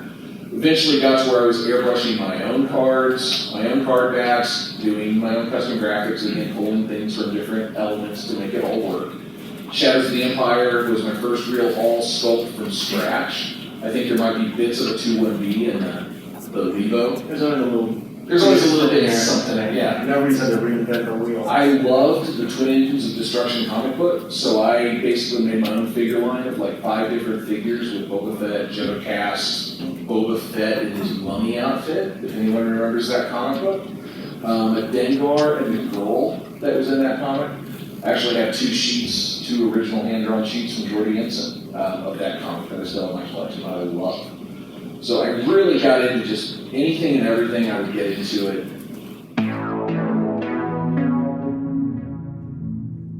The third panel offered a look at the introduction of one of the most iconic characters in the Star Wars universe by the artist who had animated him. John Celestri, one of the weekend's honored guests, brought Boba Fett to life for the 1978 holiday special, kicking off a nearly 50-year fascination with the bounty hunter on the part of Star Wars fans around the world. In a conversation with John Waterhouse, John Celestri described the influences he infused into the blank canvas that was Boba Fett. What about the instructions from the director specifically? What sort of guidance were you given? Well, in terms of with Clyde, I got the script. And at the time, it was only called the animated segment. There was no The Tale of the Faithful Wookiee. That came 30 years later, to get a name for it. But the instructions I had, as a directing animator, I started putting in how I would see the character, because there was nothing. There is no backstory to Boba Fett. So I came and I would talk this over with Clive. And basically, I had a free hand on it. I mean, except, if there were things that needed to be done within the studio, within the script format, the characterization was my feedback. So I told him, I said, this is a gunfighter. He's a mercenary. He's a gunfighter. I patterned him in terms of the energy, more like a cross between Jack Palance in Shane, if you're familiar with that, okay? And Clint Eastwood from, The Good, the Bad, the Ugly, any of those characters. And it's basically a gunfighter. And so that was it. And that allowed me to read the script that way so that I knew how his attitude, how his body language would be. Because, again, there are no eyes. And it's all body language and tilting of the helmet, to get eyebrows, and it's just basically that, so. While John spoke about constructing this legendary villain, I remember looking around the room and wondering if his words had connected with the attendees. As I mentioned earlier, John hadn't really shared his monumental story publicly previously, and it was such an important one to the history of Star Wars. In many ways, it was the origins of Boba Fett, and how many in the room first discovered the character. At that moment, I received an audible answer to my question. Don Henderson, who was sitting next to me at our modern prototype collector's table, whispered to himself, half in awe, something to the effect of, "This is incredible." I looked at Don. His eyes never left John. He shook his head a bit, like he couldn't believe it was really happening, and on May the 4th of all days. The moment was a dream come true for someone who had grown up with Star Wars and was affected by the original trilogy and the animated portion of the holiday special. Boba Fett was surrounded by mystery for decades, and to get a peek at his real-life backstory by the artist who helped design him was like hearing about the creation of your favorite album by its songwriter. After the panel concluded and the crowd erupted in applause and admiration for John, I sat with Don for a few minutes to hear about the panel's impact on him. Okay, it's 6 o'clock. We've gone through 3 of the 5 panels so far, and the last one that we did was John Celestri's panel, where John Celestri was the artist who first animated Boba Fett. So I'm here with my buddy Don Henderson, and Don and I were sitting next to each other during dinner and during the presentation as well. And Don, you really enjoyed that one. Absolutely. John was fantastic. I ran into him last night at the event at Narayan's house and just happened to bump into him in the theater room. It was just me and Alex Sletter and another collector, and just grabbed his attention. I'm like, "Hey, John." And he's like, "Do I know you?" I'm like, "No, but you're going to know me." We're going to be fast friends. I'm going to fanboy all over you right now for a few minutes. And so I grabbed him in there, and I just, basically let him know that I was really excited to meet him, and I loved what he had done with the holiday art and creating the Boba Fett. And it was just such a pleasure to talk to him. And then he turned around and kind of dropped a little surprise question on us. It was like, what attracted you guys to the Boba Fett figure? What about him? And I was like, caused me to step back and pause for a second. Yeah, because you wouldn't think that somebody would ask you, like you would normally ask them the questions. Right. It was like, caught me off guard. I'm like, I didn't have any answers prepped for that, Yeah. So I was like, gosh, let me think about it. And I'm like, I think it's the quietness, the stealthiness, the smarts and wits, following the trash and stuff. In Empire Strikes Back. And just the mysteriousness and being such a cool-looking character with the helmet and stuff, and jetpack and all kinds of stuff that go along with it. All that stuff, and there's another collector that chimed in with a whole bunch of good stuff too. And then all of a sudden that becomes a great conversation that you never forget. Yeah, 100%. And but it's also weird though too, because you obviously came prepared to meet him, knowing that he was going to be here at the event. But I mean, did you expect to have a conversation with him at Narayan's house, at our friend's house? Yeah, I didn't expect that, but I was looking for the opportunity if I could, and I saw him walk by, and I just said, "Hey, John." Like, I was absolutely looking for an opportunity to get a little one-on-one. Yeah. And I thought, I knew he was going to be at that house party, and it was fantastic to just be able to grab him. And I pulled out my backpack and showed him the Funko Pops I had set up for him to sign. Yeah, so you brought a number of items for him to sign. What were they? I brought in 2 animated Boba Fett Funko Pops for him to sign, and I think it's the black figure. Yes. Is it the one that is it's all black? Or you're saying the Black Series? The Black Series figure of the animated Boba Fett. Yes. So I had one of those that I had won in some kind of, raffle or whatever. Mm-hmm. And I'm like, that'd be perfect to bring it along. And you also brought pens. You brought these beautiful pens that are paint markers or paint pens? Right. I love getting autographs on Funko Pops and mostly. And so I love anticipating meeting people like that.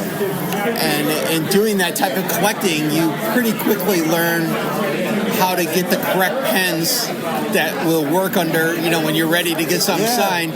You don't want them to sign in a Sharpie on you want to get the appropriate cool colors and the right kind of paint pens. And that's what stood out to me was that you here, I'll move this. That's what stood out to me is that you picked the right colors that go beautifully with it, where it almost looks like it was made for it. Yeah, so I had a pastel blue, Sharpie, oil-based paint marker, and in like a mustard color? And I had a yellow mustard color one.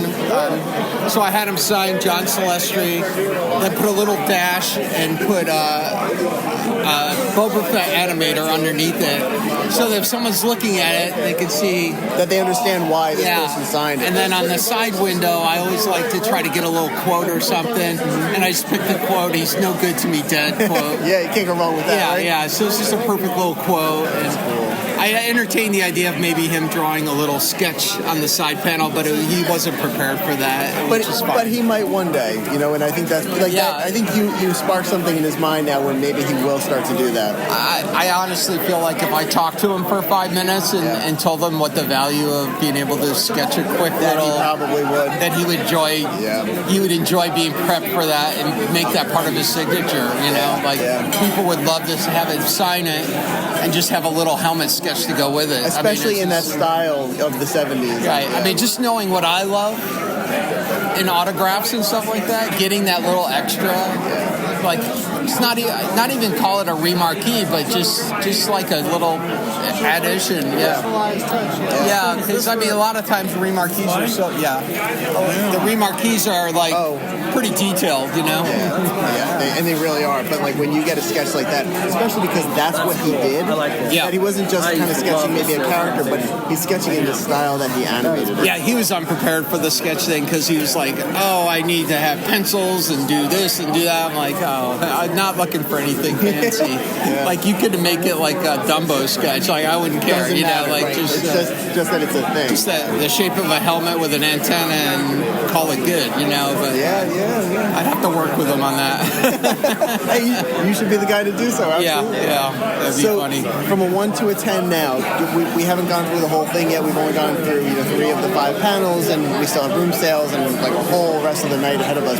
But as far as the day so far, from a 1 to a 10, what would you give it? Oh, 100% 10. Yeah, it's been fantastic. That is awesome. And as you know, I took the poster that they gave here and went around with my the paint most pens. brilliant idea for this. So we got that poster that it's the Rogue One poster, but instead of it having the Death Star, it has the peach, the gray peach on it.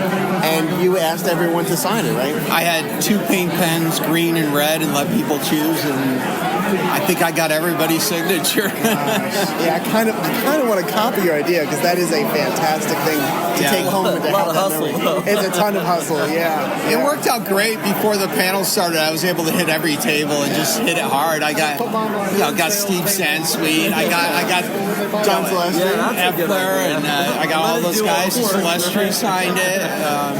Everybody jumped on it. So lucky. I mean, that's just such a perfect memento to take home with you. And it's the essence of this whole. That'll be the thing I have in a frame for sure. I can't wait to see you. You're gonna have to.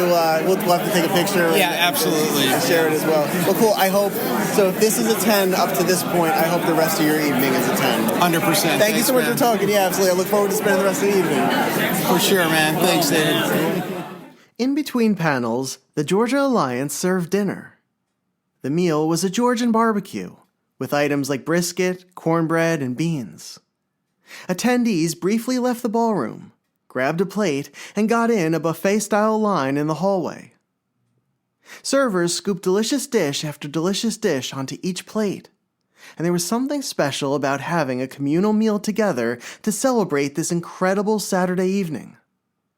Once our plates were full, we returned to our tables in the ballroom as the presentations continued.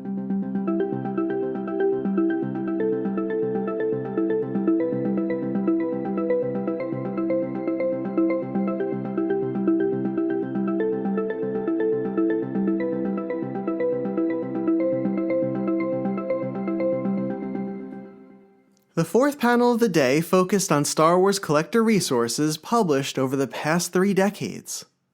Titled Authors of Star Wars Action Figure Collecting Books, it was hosted by Steve Sansweet, Rich Alott, and Paul Harrison.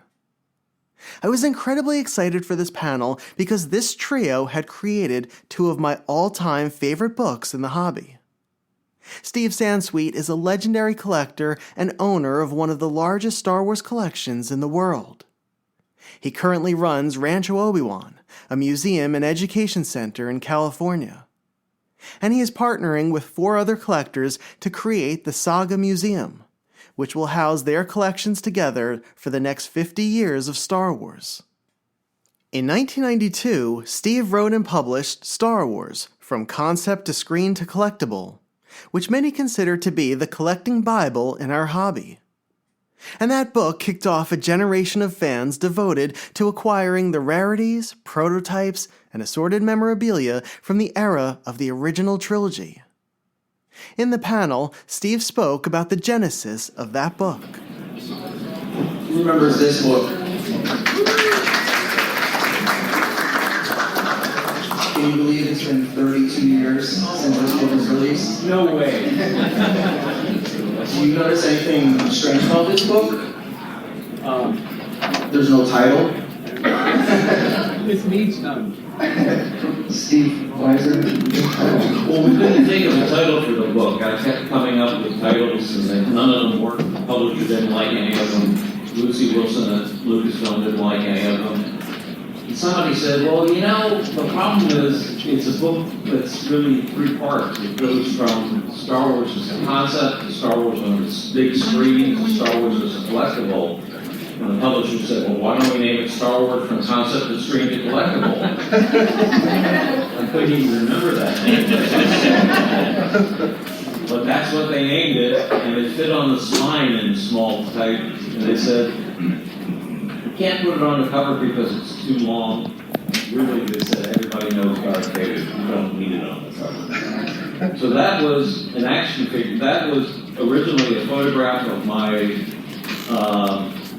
prototype gold action figure case, Star Wars action figure case. And this is the first Star Wars collectible book you did. How did you get the job to do this? Well, I heard through the grapevine that Lucasfilm was going to do an authorized Star Wars price guide. There had been a couple of unauthorized Star Wars merchandise price guides before that. And I cold called Lucasfilm and said, who do I talk to? And they said the head of publishing, and I got Lucy on the phone. And I said, if anybody does a Star Wars price guide, it should be me. And she said, and you are. And we talked a while, and I think she was somewhat convinced, but she said, what I really want is a price guide with anecdotes. And I said, you can't have a price guide and anecdotes together in one book. That doesn't work. And so the first book became the anecdotes from Concept of Screen and Collectible, and then I went on and worked with Tom Tumblish and his son, Kenan Tumblish, on two of the Tomar price guides. And the rest is history. And one of the newest collector resources for the world of Hasbro action figures is the 2021 book, The Vintage Collection Archive Edition. It focuses on the releases from Hasbro's premium 3 3/4-inch line, the Vintage Collection. Writers Rich Alott and Paul Harrison discuss the challenges and high points of creating a book like this, which in my opinion has become the new standard for Star Wars collecting resources. In the panel, Rich and Paul shared a funny story about presenting the book to Hasbro's senior design director for Star Wars, Steve Evans. So you're going to make mistakes no matter how careful you are. And spell checker is really good at finding misspellings, but when you misspell something that's someone's name, so we got really cocky and we sent Steve Evans from Hasbro a text message with a British quote because we thought that, hey, we check this out, we mentioned you in the book. And, well, it just so happened what we sent him spelled his name Evans instead of Evans. So the first thing he writes is, great, except you spelled my name wrong. And we were just like, oh no. So the book comes in and there's a carton of books that were damaged. So I'm getting to get ready to pack Steve's book. So I go into the damaged book, cut out an A, glue it into the spot, sent it to and I said, hey, did you get your book? Looks like your name was corrected.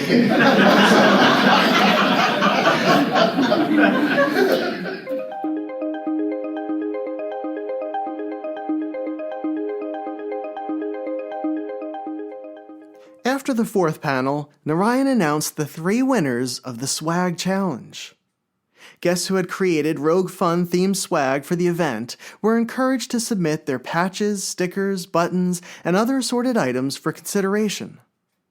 A table in the back of the ballroom displayed the contenders, all vying for the honor of the weekend's best swag. To the attendees of this event, because they made some amazing swag, as you all have noticed back there at that table. I had a hard time even voting for what was my favorite.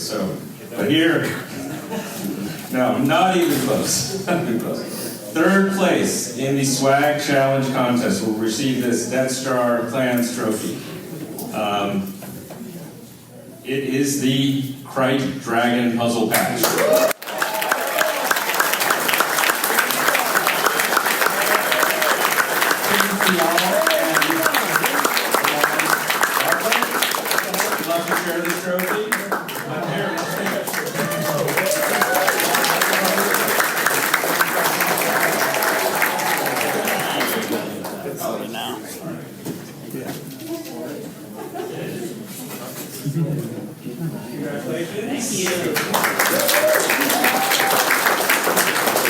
Okay,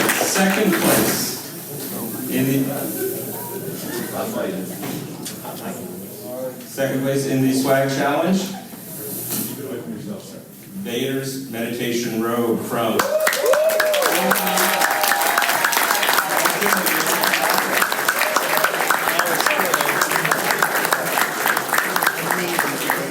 So happy to get that. So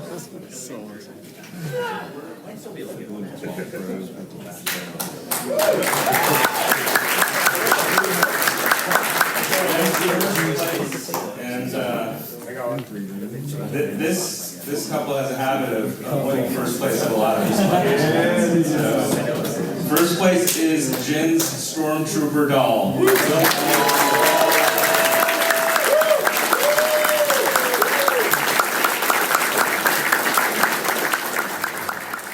Tim Thayil created the Krite Dragon patch set with fellow collector Elan Bartlett. And their collaboration, a coming together of friends through Star Wars and art, helped them win one of the top spots in the contest. Here's Tim to share his swag experience, as well as how he used his love of art to give back with the Camtono project. Hello again, David. Tim Thayil here again. I had met Elan Bartlett over there at Narayan's maybe the year before, and we decided to collaborate on some swag. And I'd never made any kind of swag. I'd never, done anything like that to give away to folks. I've always admired that artistic venue.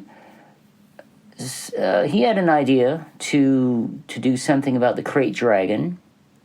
And so we worked on that and came up with a 2-part patch. And I know that you got one. I hope everybody got one. We made a few hundred of those things about the Krite Dragon.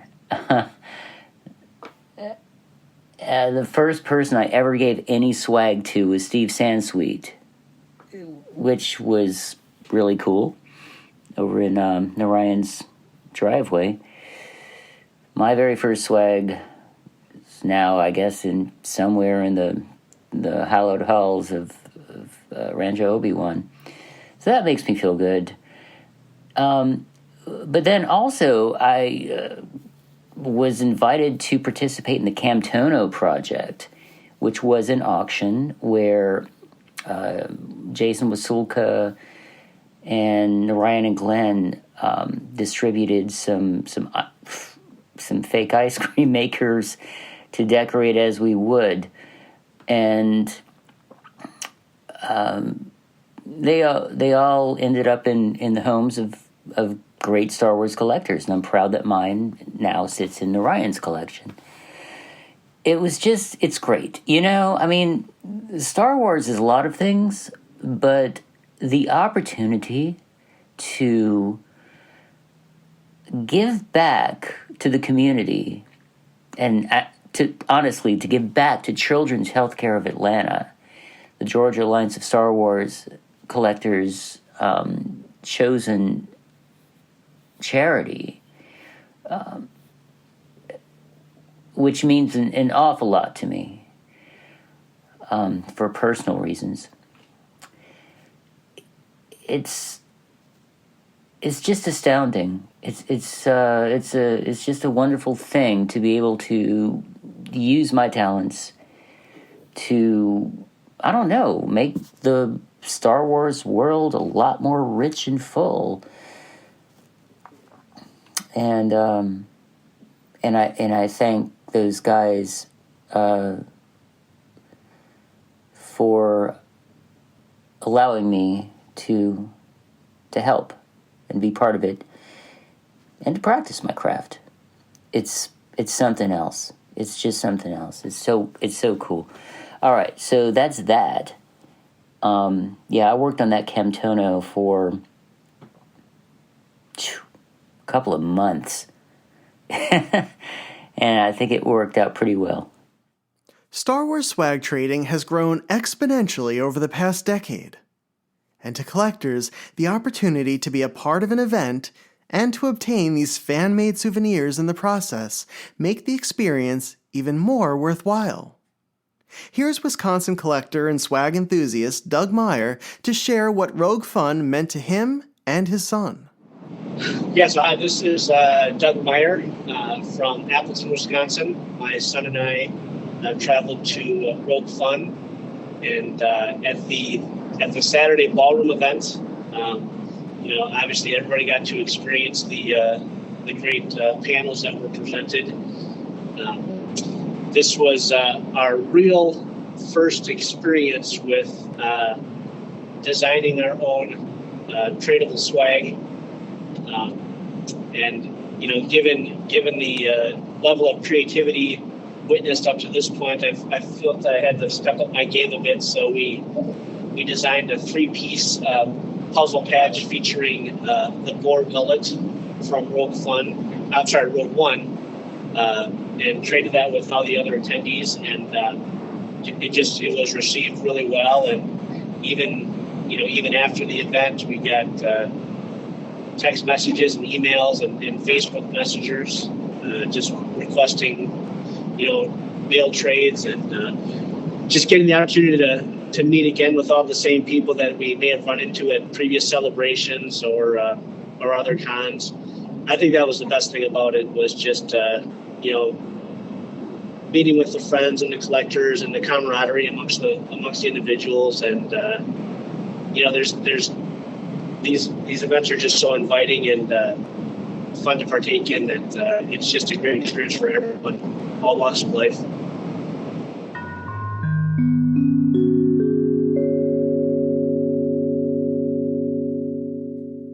For Star Wars collectors, Rogue Fun's final panel was an epic one. It featured 2 former Kenner creatives, Howard Bollinger, Senior Vice President of Product Concepts, and Tim Effler, Director of Advanced Concepts. Together, Howard and Tim reflected on their time at Kenner, as well as the work they produced for the Star Wars toy line. The ease of their friendship set the tone for the presentation, and they launched into some wildly funny stories from the 1970s and 80s, to the delight of everyone in the room. Yeah, I got a funny story too. We didn't practice this at all. No, we didn't. That story. So we're going off track already. That story. Wait a minute. You should be on my slide now. Your story, so I'm go back to my slide. Okay. At one point in time, you may all know that Kenner, or let's put it this way, we were owned by General Mills at a certain time, starting about 2 or 3 years after I went in '69. Then General Mills took over Kenner completely, and we started getting some marketing people in, and well, I won't talk much about that. But we also had Rainbow Crafts, the manufacturers of Play-Doh in Cincinnati, joined in with Kenner as part of General Mills before, all that happened. And over in Rainbow Crafts, across the hall in the Sycamore building, what Tim just described, with the big long wooden steps and all this old I don't know, it was an old factory or something. Yeah, it was an old factory. Well, there was a costing fellow in Rainbow Crafts. It was a rather small guy, rather short, probably shorter than me even, but he was kind of a pretty hefty guy too, and he was a costing engineer. So one day, I'm sitting over in my office across the hall, and we start hearing this. And everybody kind of heard it because you could hear it in those halls. We rushed over, and in the men's John, which were all wooden partitions back in the day, he's kicking on the partition. We open the door, and here's Harry, the cost engineer, stuck in the toilet. he didn't check to see if the seat was down right. His lovely little rear end got jammed in the bowl. We had to go and pull him out. But Rainbow Crafts was never the same after that.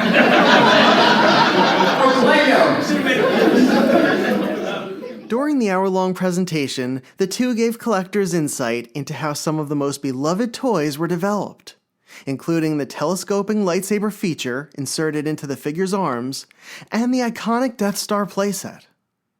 Here's a look at the formation of the trash compactor monster that came with the Death Star, the Dianoga creature. Yeah, one aspect of the playset was that the trash compactor monster was not defined, and as you recall in the movie, all you saw was the stock with the eye on top, right? Well, I lobbied that we can't just do a stick with an eye on top. It's got to be fleshed out as a character. So, and that was a tough thing to negotiate because it was going to cost money that they hadn't previously figured into this thing. Some of that preliminary cost was done before the turnover meeting, so everybody has an expectation of what this thing's going to be on retail. So I'm negotiating, you got to do this whole character, and that basically was okay, but it can only be one piece, and it can't be decorated. We can't afford to decorate, so it had to be one piece vinyl, so it had to be molded in one piece. And the constriction of that, tooling-wise, is that I couldn't do a stock that went straight up. It had a curve to it, so it could come out of the mold, which never made me happy. But so that's why that curve is there instead of having the stock almost come vertical, as I would have really appreciated to have that done. But in any case, I didn't spend a lot of time designing. Used a couple drawings, and I worked with who did I work with? The sculptor on this. I can see his face. So we'll move on. But I don't want to give him credit, I guess, is the point. But the interesting thing is that this creature my design was approved by Lucasfilm, and now it's kind of a model for any compact, what was the name, Diagon or something? Diagon. Of course it wasn't that name when they did it. We didn't know that stuff. But it's now kind of become a model. You see illustrations of it, they roughly follow this design, which is kind of cool to have designed a character in the canon. The Kenner panel was truly a fantastic way to end the event.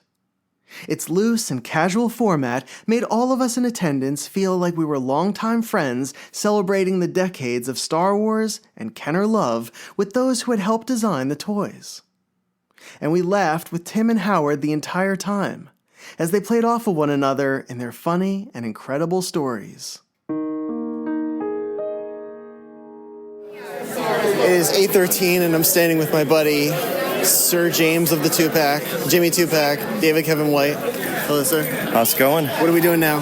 We're getting ready for the group photo. Yeah. So where are we going to stand? All the way in the back or all the way in the front? I think we should stand on the edges, right on the side. I want to stand in the front. I want to just kind of like lay down a little bit and just... All right. Yeah, let's do that. All right, here we go. All right, let's do it. All right. After the presentations concluded, Glenn announced that we would be taking a Rogue Fun group photo and asked all of us to head out to the courtyard.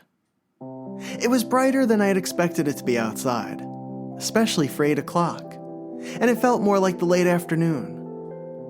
Approximately 200 collectors gathered in that courtyard, like it was the world's largest class photo. The organizers knelt down in the front row around a vinyl Rogue Fun banner draped along the floor. Together, we bunched up into at least 5 or 6 rows, spanning the entire width of the sprawling space. Those in the very back stood up on some of the seats and furniture, with the trees and the faded white-blue sky as the backdrop. Amid the smiles and the lanyards bearing the Rogue Fun badges was the excitement of that moment. To see familiar faces with their arms around one another, or pointing at each other, or simply arms spread wide as if to say, "We did it." There was a magic there that still resonates in this picture. There's a kinetic energy to the photo, and you could spend a full hour looking at each piece of it, each person, each reaction. It's become one of my favorite collecting images of all time, as it contains so many wonderful, talented, and kind people in one location.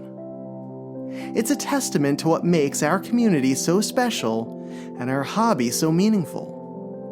And it's also a testament to the power of the imagination, how 3 collectors dreamt up a reason for all of us to travel to Georgia, and how 200 of us joyfully responded, making it something real and something memorable.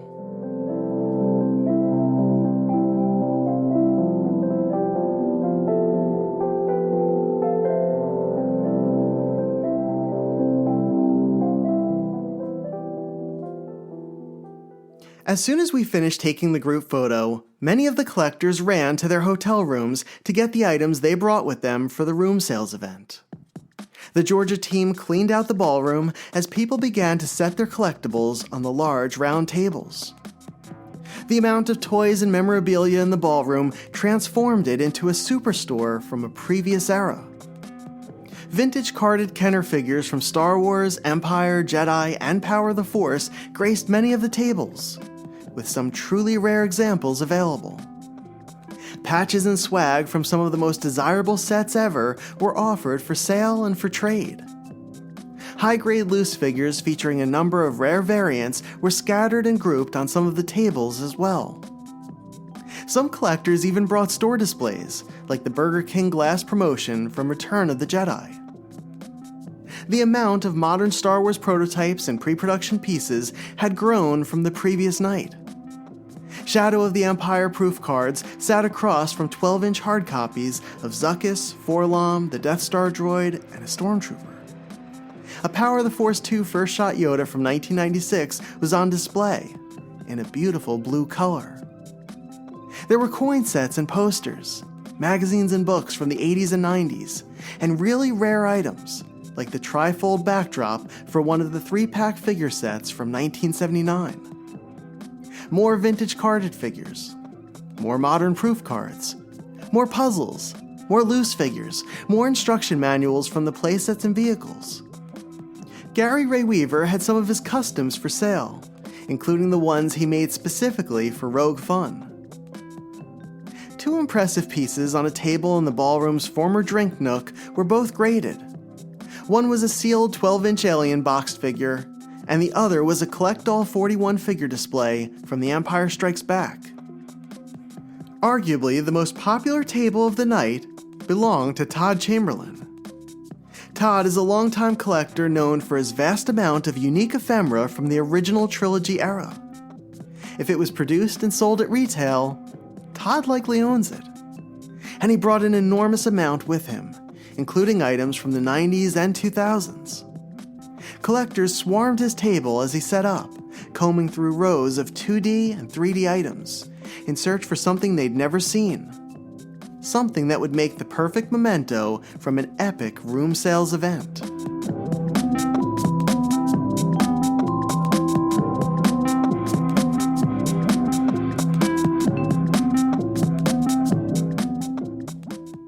The room sales event continued for the next 2 hours.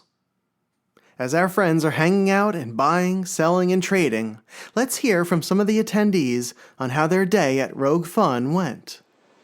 Hey David, it's Narayan Naik from Atlanta. One of the memories, I remember by the time room sales came around, I was just so beat tired and I didn't even unpack any of the stuff that was in my car to bring into the room. Of course, there were so many other things going on, and but I was just kind of taking in the atmosphere at that point. I do remember later that night when a group of us went to Waffle House. That was a good kind of way to just kind of decompress from the whole day. And I remember having a good conversation with the Indiana guys, Matt Molinaro and Todd Giganti, along with Jason and Tony and Glenn.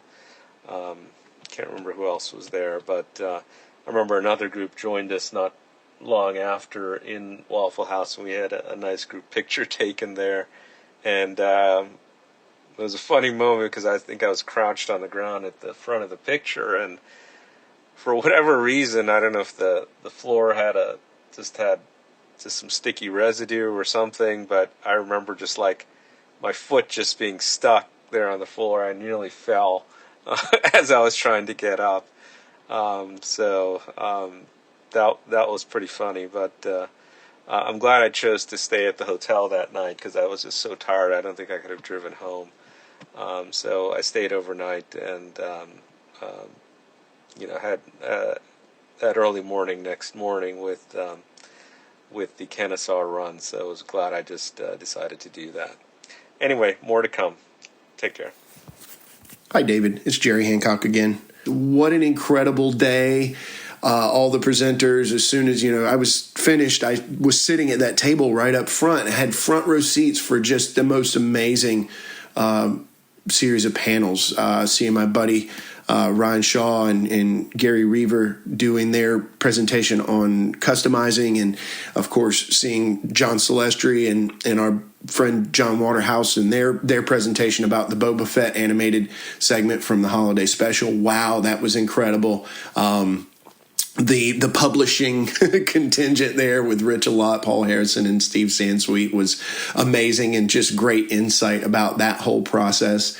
And then, of course, the stars of the show, Tim Effler and Howard Bollinger, came in and just stole the night, I think, as they just waxed poetic about the good old days at Kenner. It just, what a incredible ending for a great series of panels. And of course we had this epic lobby swap. I think everybody was sort of taken aback with the caliber of items that were showing up at the lobby swap. I had a chance to have a shot of whiskey with my buddy Matt Erickson from Cincinnati. That was awesome. Yeah, just that whole day was just amazing, and it's been great to sort of look back on it a year later and think about those highlights again. So thanks again, David, for your time and supporting this and in helping us to promote Rogue Fun 2, Fun and Villainy, coming your way 2026. Hi, this is Lewis Brown with Georgia Alliance Star Wars Collectors, and I was wanting to talk about Rogue Fun, the panels that they had. Each and every one of them was great, but there was two of them that stood out to me. One's my friend did it. I always call him Randy, but his name's Jerry. He done a little thing about Sears, and it caught my attention because it was a Sears wish book. And when I was a kid, I used to get the wish book. It'd come in the mail every year, and I'd flip over to the Star Wars pages, and I'd spend, I'm not exaggerating, I'd spend an hour or two just looking at the pictures and just imagining me playing with them toys, and them pictures just, there's just something about seeing them.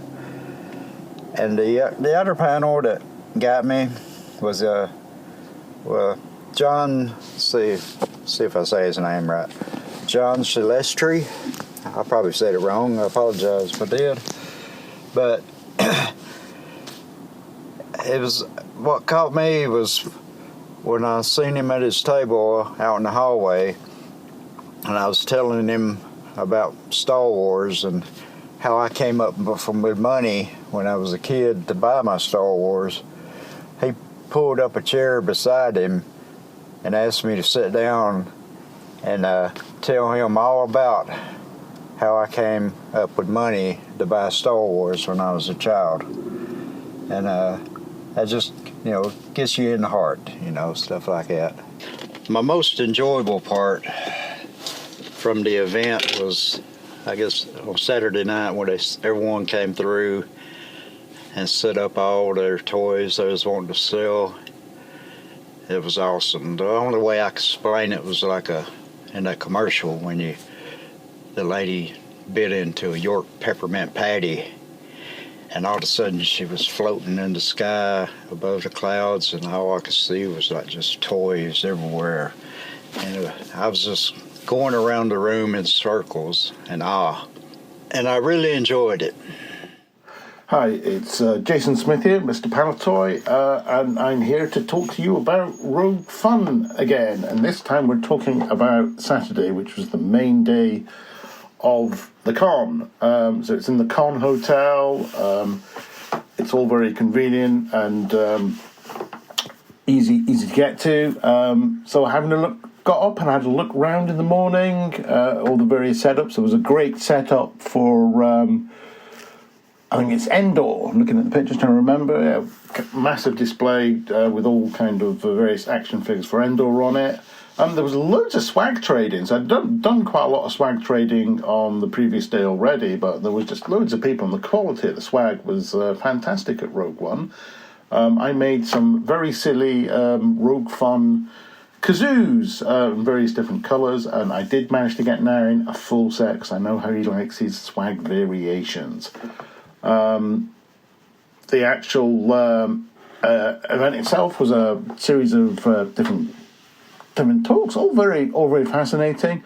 The swag giveaway for the event, there was this a Rogue Fun lunchbox, which is absolutely fantastic and has got to be the best bit of swag I've ever got at a con, and it was absolutely fantastic.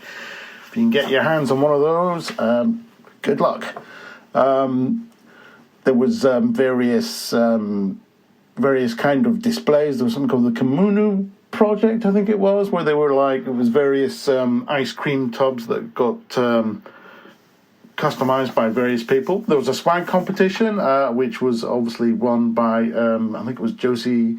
Was it Josie Eclipse won it? I'm trying to remember who won it now. I can't remember. I know she was quite high up there, but maybe some other lady won it. Can't remember. Anyway, but it was a fantastic day, and then there were room sales afterwards in the same area, and there was a great setup of stuff there. I bought my Palatoy card backs, which nobody buys, but it's nice having the sign there, so say I was there. But yeah, it was a really good day, and lots of fun. Rogue Fun. And then we had a big picture outside where everybody gathered outside, and there's quite a good photo of everybody gathered outside, which was fantastic. But yeah, catching up with lots of friends from all over, mostly American friends, but there were some Canadians there, a couple of Europeans, and there was an Australian guy as well. And I was obviously from the UK, so yeah, and it's well worth a travel. If you haven't been, they are doing one next year, and if you haven't been, it's worth a visit. So there you go. Catch you later. Hi, this is Barry Scott. So my story is about Saturday evening. So on Saturday, we had an amazing day of presentations and fun, and then it was time to turn the room over for room sales. So there wasn't enough room, in the hall to have our stuff there the whole day. So a bunch of us, as soon as the last presentation is over, everyone's just scrambling to get back up to their room, get their tubs, and get everything back down. Most of you know what room sales are like, and pure chaos. So we're trying to get up and back as soon as we can. So I pack into an elevator with a bunch of other people, including my friend Jason Mulligan, who's not to be confused with Jason Molsuko, Ryan Shaw, Anthony Pagano, Chris Torgulius, other people. So we get in the elevator, start heading up, and then we stop at the second floor. My friend Jason gets off, and I'm about to tell him, hey, we're actually on the third floor, not the second. Bam! The outer door of the elevator slams shut the moment he's clear. It's seriously something out of Final Destination. So now Jason's stuck on the outside. The rest of us, and I say stuck, he's fine. He has access to the hotel. Anyway, the rest of us who are inside the elevator still we're looking at the inside of the outer door. So, like, the inner door didn't close, just the outside slammed shut. So we're looking at this door, start looking at each other for a few moments, and then, I think someone tried to use the phone button to call the front desk, the alarm button. We don't get an answer, at least not right away. So we're sitting here trying to figure out what to do, which, obviously we want to be safe, but we also really want to get back to room sales. So after a short while, somebody, and I don't remember who was, decided to try to manually release the door, and sure enough, they were able to pull some lever or something. The door slides open, everyone gets off. I scramble, but I, get up to the third floor, get my stuff, get back down to the main room, have an amazing room sales. So, great time. It's just a little hiccup on the elevator there. As a postscript, on Sunday, we actually did check both elevators, and they were unfortunately out of date for inspection. And then when we came back in December for the Georgia Alliance Winter Social, we stayed at the same hotel again. Don't ask. It is a nice hotel, despite everything. And checked the elevators again, and they still hadn't been inspected, 7 months later after this incident. But again, still great time, and thankfully no one was hurt, and we got a great story out of it. So thanks. Hey everyone, this is Josie Harmon. So the day was great. It was panels nonstop, super comfy chairs. Then dinner time again. It felt like a wedding. It was such incredible food with a big buffet. This was definitely a highlight of the day. It just felt really fancy. Normally at shows, I just grab food where I can, and it always feels rushed. But this was so nice to sit down together and chat and enjoy a good meal. The auction was so fun to watch. So many cool, different items up for auction. Neil won a custom Ewok battle wagon, and I got Robert Wilson's Maze Camtono. That part was really fun. I enjoyed that a lot. And later on, there were room sales in the same ballroom, and I got a set of 5 Star Wars Takara plushes from Paul Konotsky. Those were awesome. It was such a great day. We were pretty exhausted by the end of it, but it felt like we had done so much in one day. It was incredible. So thank you guys seriously for putting this together for all of us. I think we're all very grateful.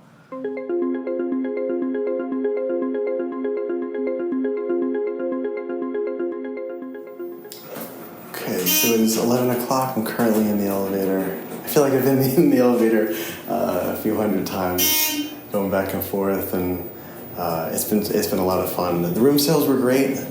They just kicked us out of the ballroom, so the event is officially over as far as being in the ballroom. But I think we're moving our stuff now to the lobby and to the courtyard, which would be nice. So a lot of people here. It's busy. It's hectic. It's fun.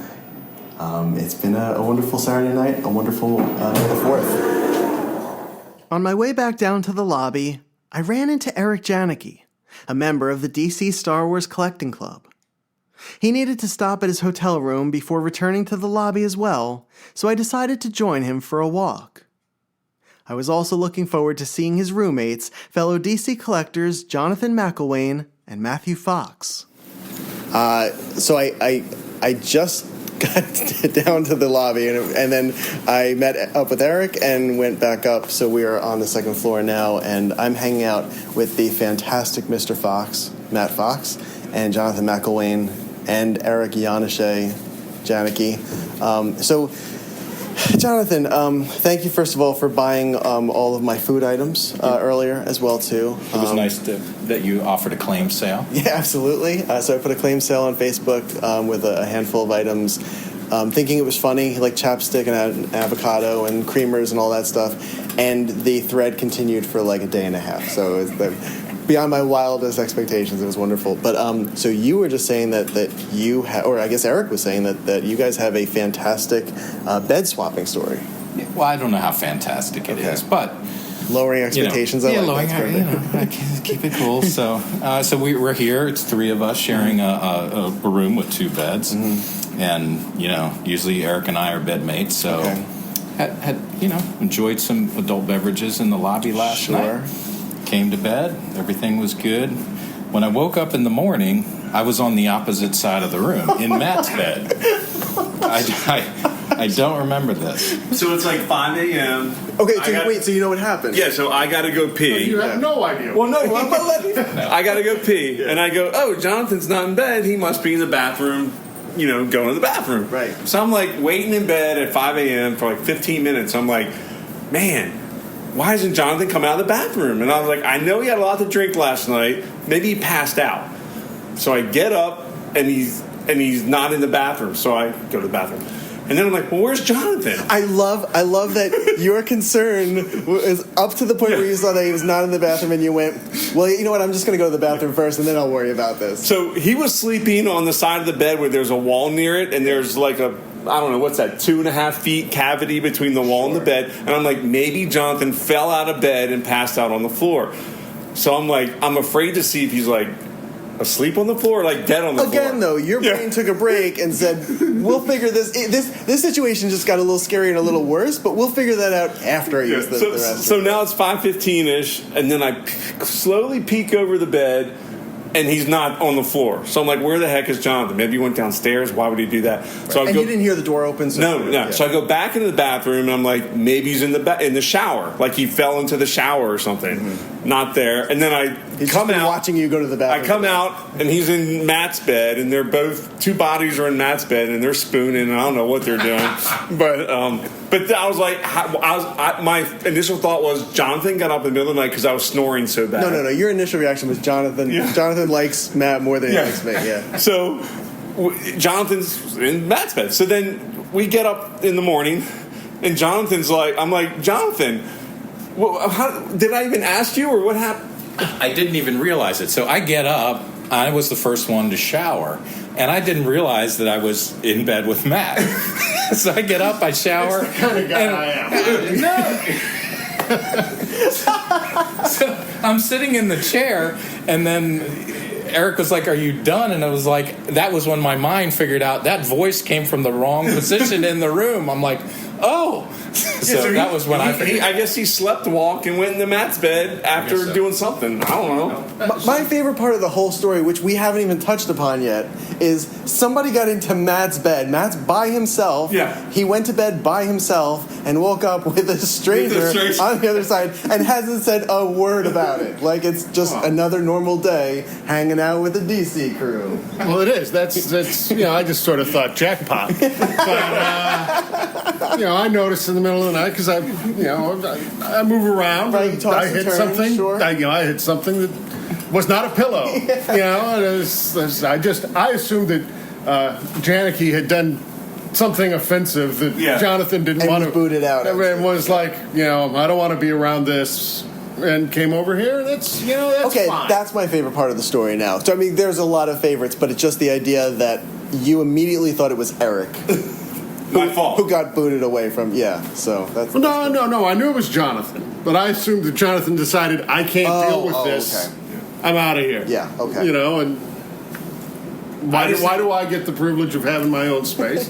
So, that's that. But food collectors are known to be swingers, like Jonathan. So I just thought he was bed hopping like he started off the story. And I completely understand that, yes. And Jonathan, do you have anything to add to that? No comment. What is it? Aren't pineapples the whole thing in the swinger? And that's food, right? I don't know. Okay. You know more than I do. And I'm not just saying that. Pineapples? Yeah. Haven't you ever heard that? What? If you have like a pineapple on your front door, that means it's like a sign. It's a sign that you're a swinging couple. Okay. I thought pineapples were signs. Then now David's like, why did I ask? Welcome to the Star Wars podcast was- for children of all ages. I thought it was good luck. I thought you were supposed to give somebody a pineapple when they moved into the house. That's what it is. Don't. Have I been giving the wrong signal to people for 30 years? It's like, hi, welcome to the neighborhood. I'll be in this bed, but come join my bed anytime. All right. Well, I'll tell you guys. Yes, I made a huge mistake getting back onto the elevator. Coming into this room and asking. Yes. So awesome. All right. Well, I love hanging out with the DC crew. I truly, genuinely love you guys. This has been so much fun, and I'm glad that we got to do this weekend together as well, too. So I can't wait to hear what happens tonight when you guys go to sleep. So a few more hours of partying and fun, and then we'll see what happens. So go get your pineapples, Matt. Yes. All right. Thanks, Dave. Thanks, Dave. We made our way down to the lobby, meeting up with a number of collectors in the outdoor courtyard. It felt great to be outside on a Georgia spring evening, surrounded by so many of the friends I've joined on these types of trips over the past decade. And I had the chance to catch up with Georgia's Maggie Moore and the Empire State Club's Sean Moynihan to discuss what the weekend had been like for them. Okay. All right, so this is my second David Quinn podcast. I don't know. Okay. All right. Oh yeah, she's a seasoned pro now. Yeah. You arrived. Yeah. So we are hanging out in the courtroom.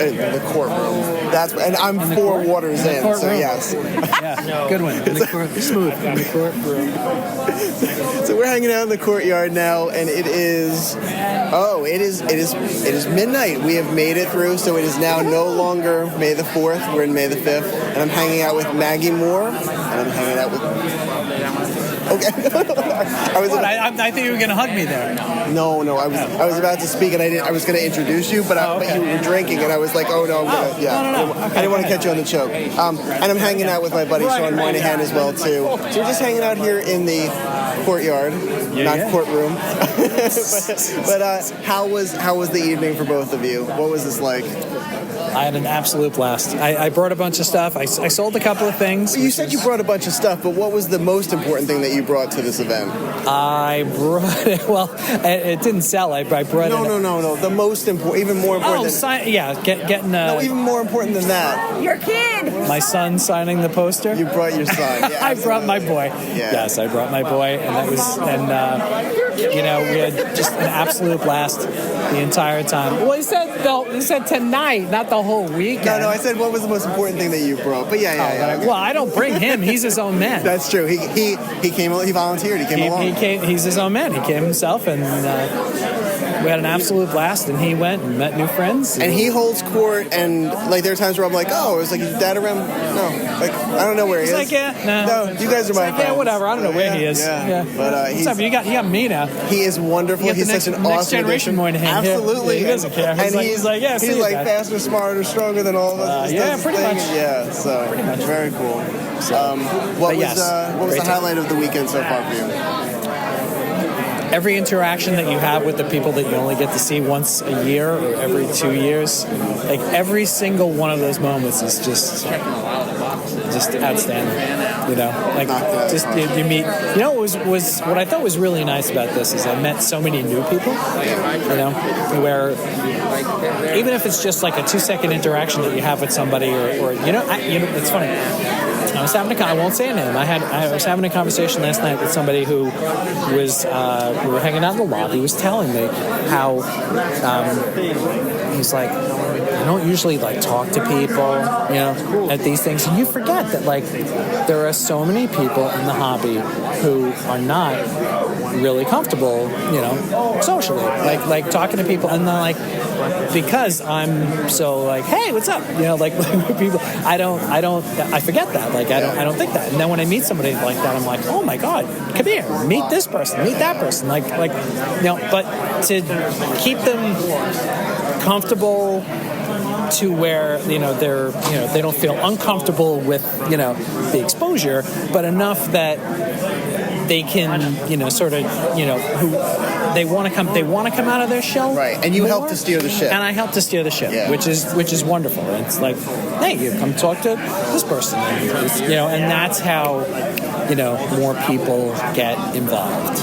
It's so funny because your answer, maybe in another environment, would sound like a very kind of generalized, answer of just getting to talk to people. But it is truly the most important thing that we do, and more important than any, say, panel or item that we pick up or any moment like that. Maggie, was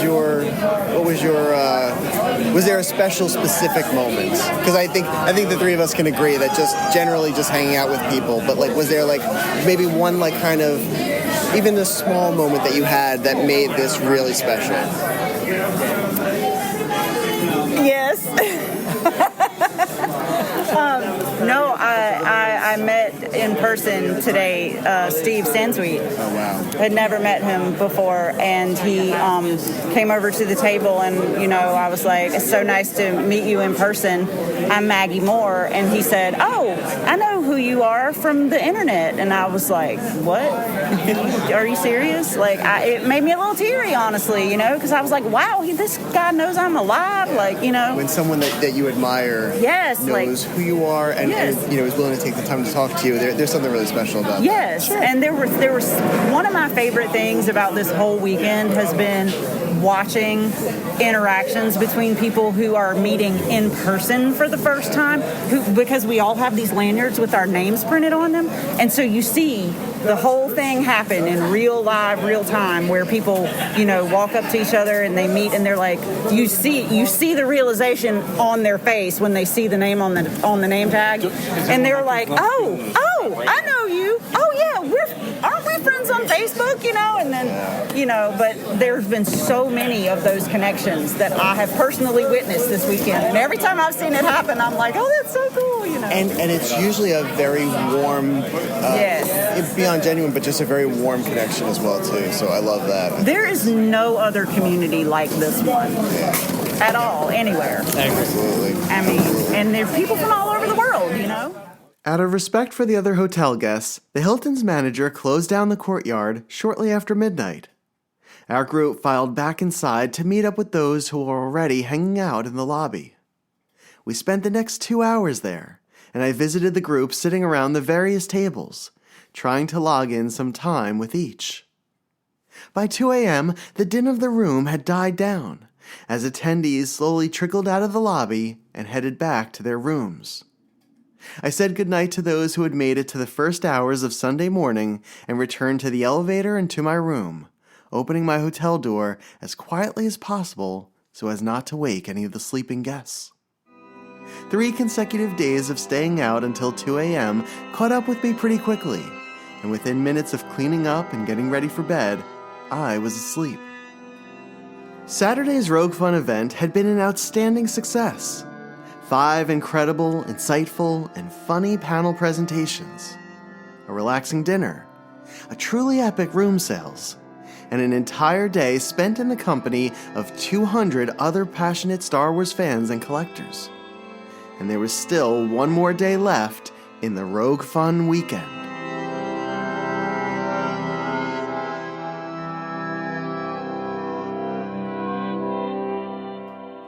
Thank you for joining me for the Saturday portion of the Rogue Fun event. If you've enjoyed the series so far, please subscribe to the Star Wars Prototypes in Production podcast. And if you have 30 seconds, I'd really appreciate you leaving a review, especially on Apple Podcasts. Your review will help to get the word out to other Star Wars fans and collectors. And it may be the catalyst that causes someone to listen to the podcast, and they might come out to the next Rogue Fun event as a result. If you'd like to attend Rogue Fun in 2026, my friends Glenn and Jason are here to give you all the details you need. Hey everyone, this is Jason. And Glenn. And we just wanted to jump on here real quick to let you know that Rogue Fun 2 is happening. It's called Rogue Fun 2 Fun and Villainy. It's happening next May 26, 2026. May 2nd, to be exact. Why not be precise? Yes. And it is open to everyone. It is a private group, but we just made it that way because it is a ticketed event. We don't want, to have people show up and they didn't pay for a ticket and, all that stuff. So we're just trying to control that a little bit. But that doesn't mean that you're not invited. So and it's a private group, so you won't be able to find it and we won't make it searchable. Facebook does that. So if you really wanted to join us for Rogue Fun 2, what you have to do is join the Georgia Alliance of Star Wars Collectors. We welcome everybody. That's an open group. Once you're invited, just make sure you answer all the questions. Once you're invited, find the Rogue Fun teaser video. You can just search Rogue Fun in that group and just comment that you want to be part of the Rogue Fun page, and we will send you a link and you'll be able to join us. Yeah, I hope to see you guys there. It was a good time last time. I hope it'll be even better this go around. So may the fun be with us. May the fun be with us. Wretched hive of fun and villainy. Yes. Must be cautious. May 2nd, 2026 in Atlanta. Well, not really Atlanta, but close enough to Atlanta. Close enough to be called Atlanta. It's close enough to be called Atlanta. As you've seen in this series, Glenn, Jason, and Orion have put together something special with the Georgia Alliance and Rogue Fun. And although I can't say too much right now, I can tell you the next Rogue Fun is going to be even bigger. The guys are working hard to deliver an all-new experience in the Kennesaw region while keeping the essence that made the first one so impactful and so connective. I'd like to acknowledge the contributors to this episode. It was a massive one with the running time of a feature-length movie. So I'd like to say a huge thank you to Rich Alott, Howard Bollinger, Lewis Brown, John Celestri, Tim Effler, Matt Fox, Jerry Hancock, Josie Harmon, Paul Harrison, Don Henderson, Eric Janicki, Bruce Lieberman, Jonathan McElwain, Doug Meyer, Maggie Moore, Sean Moynihan, Narayan Naik, Steve Sansweet, Barry Scott, Ryan Shaw, Jason Smith, Tim Theall, Mike Tricomi, Vinny Tricomi, Jason Lasucco, Shannon Lasucco, Gary Ray Weaver, Glenn Williams, and everyone else who participated in making this episode come to life. There's so much more to come, so I'll see you next time here on Star Wars, Prototypes and Production.